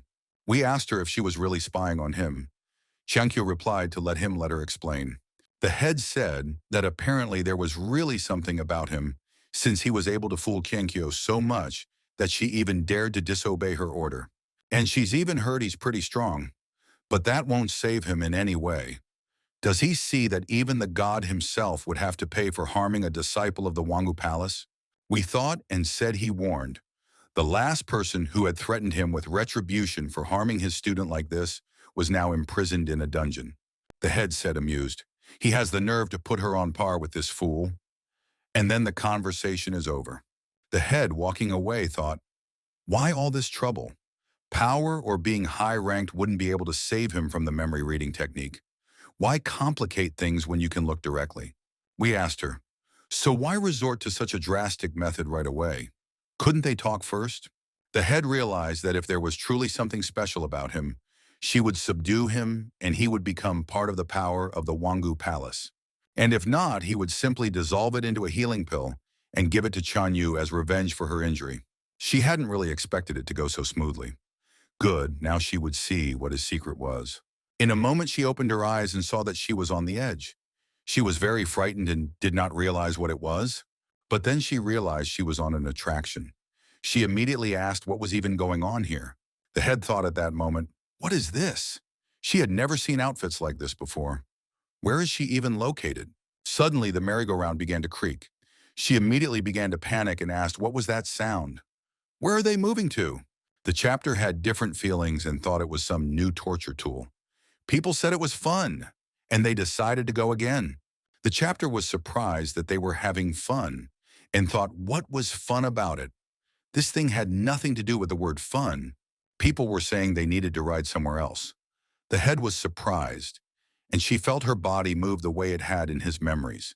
Soon she was back on the rides, and she didn't understand why her body wasn't obeying her. But it was worse than that, because she began to vomit. The head eventually said that she couldn't anymore. If she falls from here, she will definitely die, and she can't go on. She thought that if she forcibly squandered his memories, she might get the side effects of his technique right away. But if she stayed here, she would definitely die. But she didn't hold back long and ordered that there was a rewind. She got to another place and asked, what the hell is that?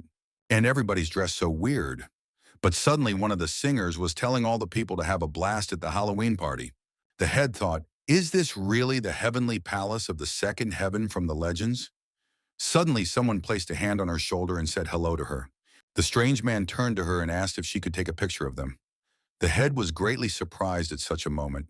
The servants in the real world gathered around her and asked the head what had happened to her. The servant said to hurry up and call someone. The head fainted. She went up to Wei and asked what he had done to their head. We sensed that this was another setup. It's not like he didn't do anything. Chenkyu looked at the head and saw that she had fainted. What had happened? We told the elder that he didn't do anything. Chenkyu was wondering at this time, what was it that the head had seen? The servant sent him back behind bars. Wei asked what was wrong with them. They had seen for themselves that he was sitting tied up. How could he do anything to her? In fact, she attacked him.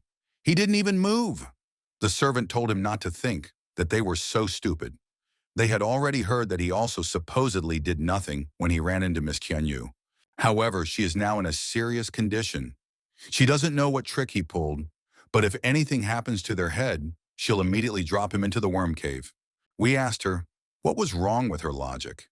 If he was able to wound even his head, why was she so sure that he would be restrained by these iron bars? We still counting on the saint to get that rotten parasite out of him. If she doesn't, he'll never be able to awaken his powers. We turned to the Holy Maiden and told her to at least tell them. He didn't do anything to their head. She saw it all herself. He doesn't know what's wrong with her either. Kenkyu apologized and replied that there was nothing else she could do to help him. Wei asked why. She is their Holy Maiden after all. Kenkyu asked him, can't he see it himself? Her status as a Holy Maiden is just an empty sound to them. The head just pushes her around as he wants. She has absolutely no interest in her opinion. We asked, does this thing she gave him even work? Kenkyu replied that no, it was useless. We said, which meant that all this time she was just pretending? And then he started to get angry and thought, what should he do now? We calmed down and realized he couldn't do anything anyway, so he would just go to sleep and hope that still managed to get him out of here in time. But at this very moment, was busy with her mission. The elder immediately shouted to the servants to bring the healer quickly, and she would light the incense. And now thought it was all part of her master's plan. She thought her master was stronger now than ever before. Remembered that in the past, even a master wouldn't have dared to go against the head of the Wangu Palace so directly. But now the master had not only come face to face with this woman, but had severely wounded her without much effort. She suddenly walked into the head's room at night. She thought that this insolent wretch had dared to attack her master. She wanted to slaughter her right here. But since the master didn't kill her right away, she could still be useful to him. He'll leave it at that for now. And this case is related to the poisonous creature inside the master's body, so she can't let him down. She started looking for clues and picked up an ordinary book. She started throwing everything in different directions and thought, why are there only novels here? And there's not a single entry here about parasites or the secrets of Wangu's palace. And is that woman in her room not at all attending to the affairs of her palace, or what? Suddenly she looked down and saw that there was a box of some kind standing there. She immediately picked it up and said, what an interesting box. And there is definitely something useful hidden here. Suddenly the head came to her senses and started saying that she felt so bad and thought she was dead. As she lifted herself up, she opened her eyes and saw in front of her a carousel ride, and everything was pink. The chapter again saw everything as a flashback and said that there was clearly something wrong with this guy. He was testing torture implements for fun. Besides, there were so many immortal gods hanging around him. But what were those jokes that appeared at the very end? Were they demons that had crawled out of the afterlife? Suddenly she remembered and said that she thought she had read about it in some of her books. But she saw that her books were all scattered. She thought, why aren't her books in their proper places? They're getting sloppier and sloppier. At this time, was behind her and was holding a box that she thought was very strange. Was surprised in the moment that she hadn't noticed anything. Suddenly, the head said what she had found. Suddenly, the doors opened, and the elder told the lady that she was awake. And the healer said she had gone into shock and just prescribed her sedative herbs. The head got really angry and immediately asked, where is he? The older one asked, the guy who made her pass out? She said that after what happened, she immediately placed him back in the dungeon. The head was surprised and asked what, and immediately ordered her to let him out of there quickly and receive him as a distinguished guest.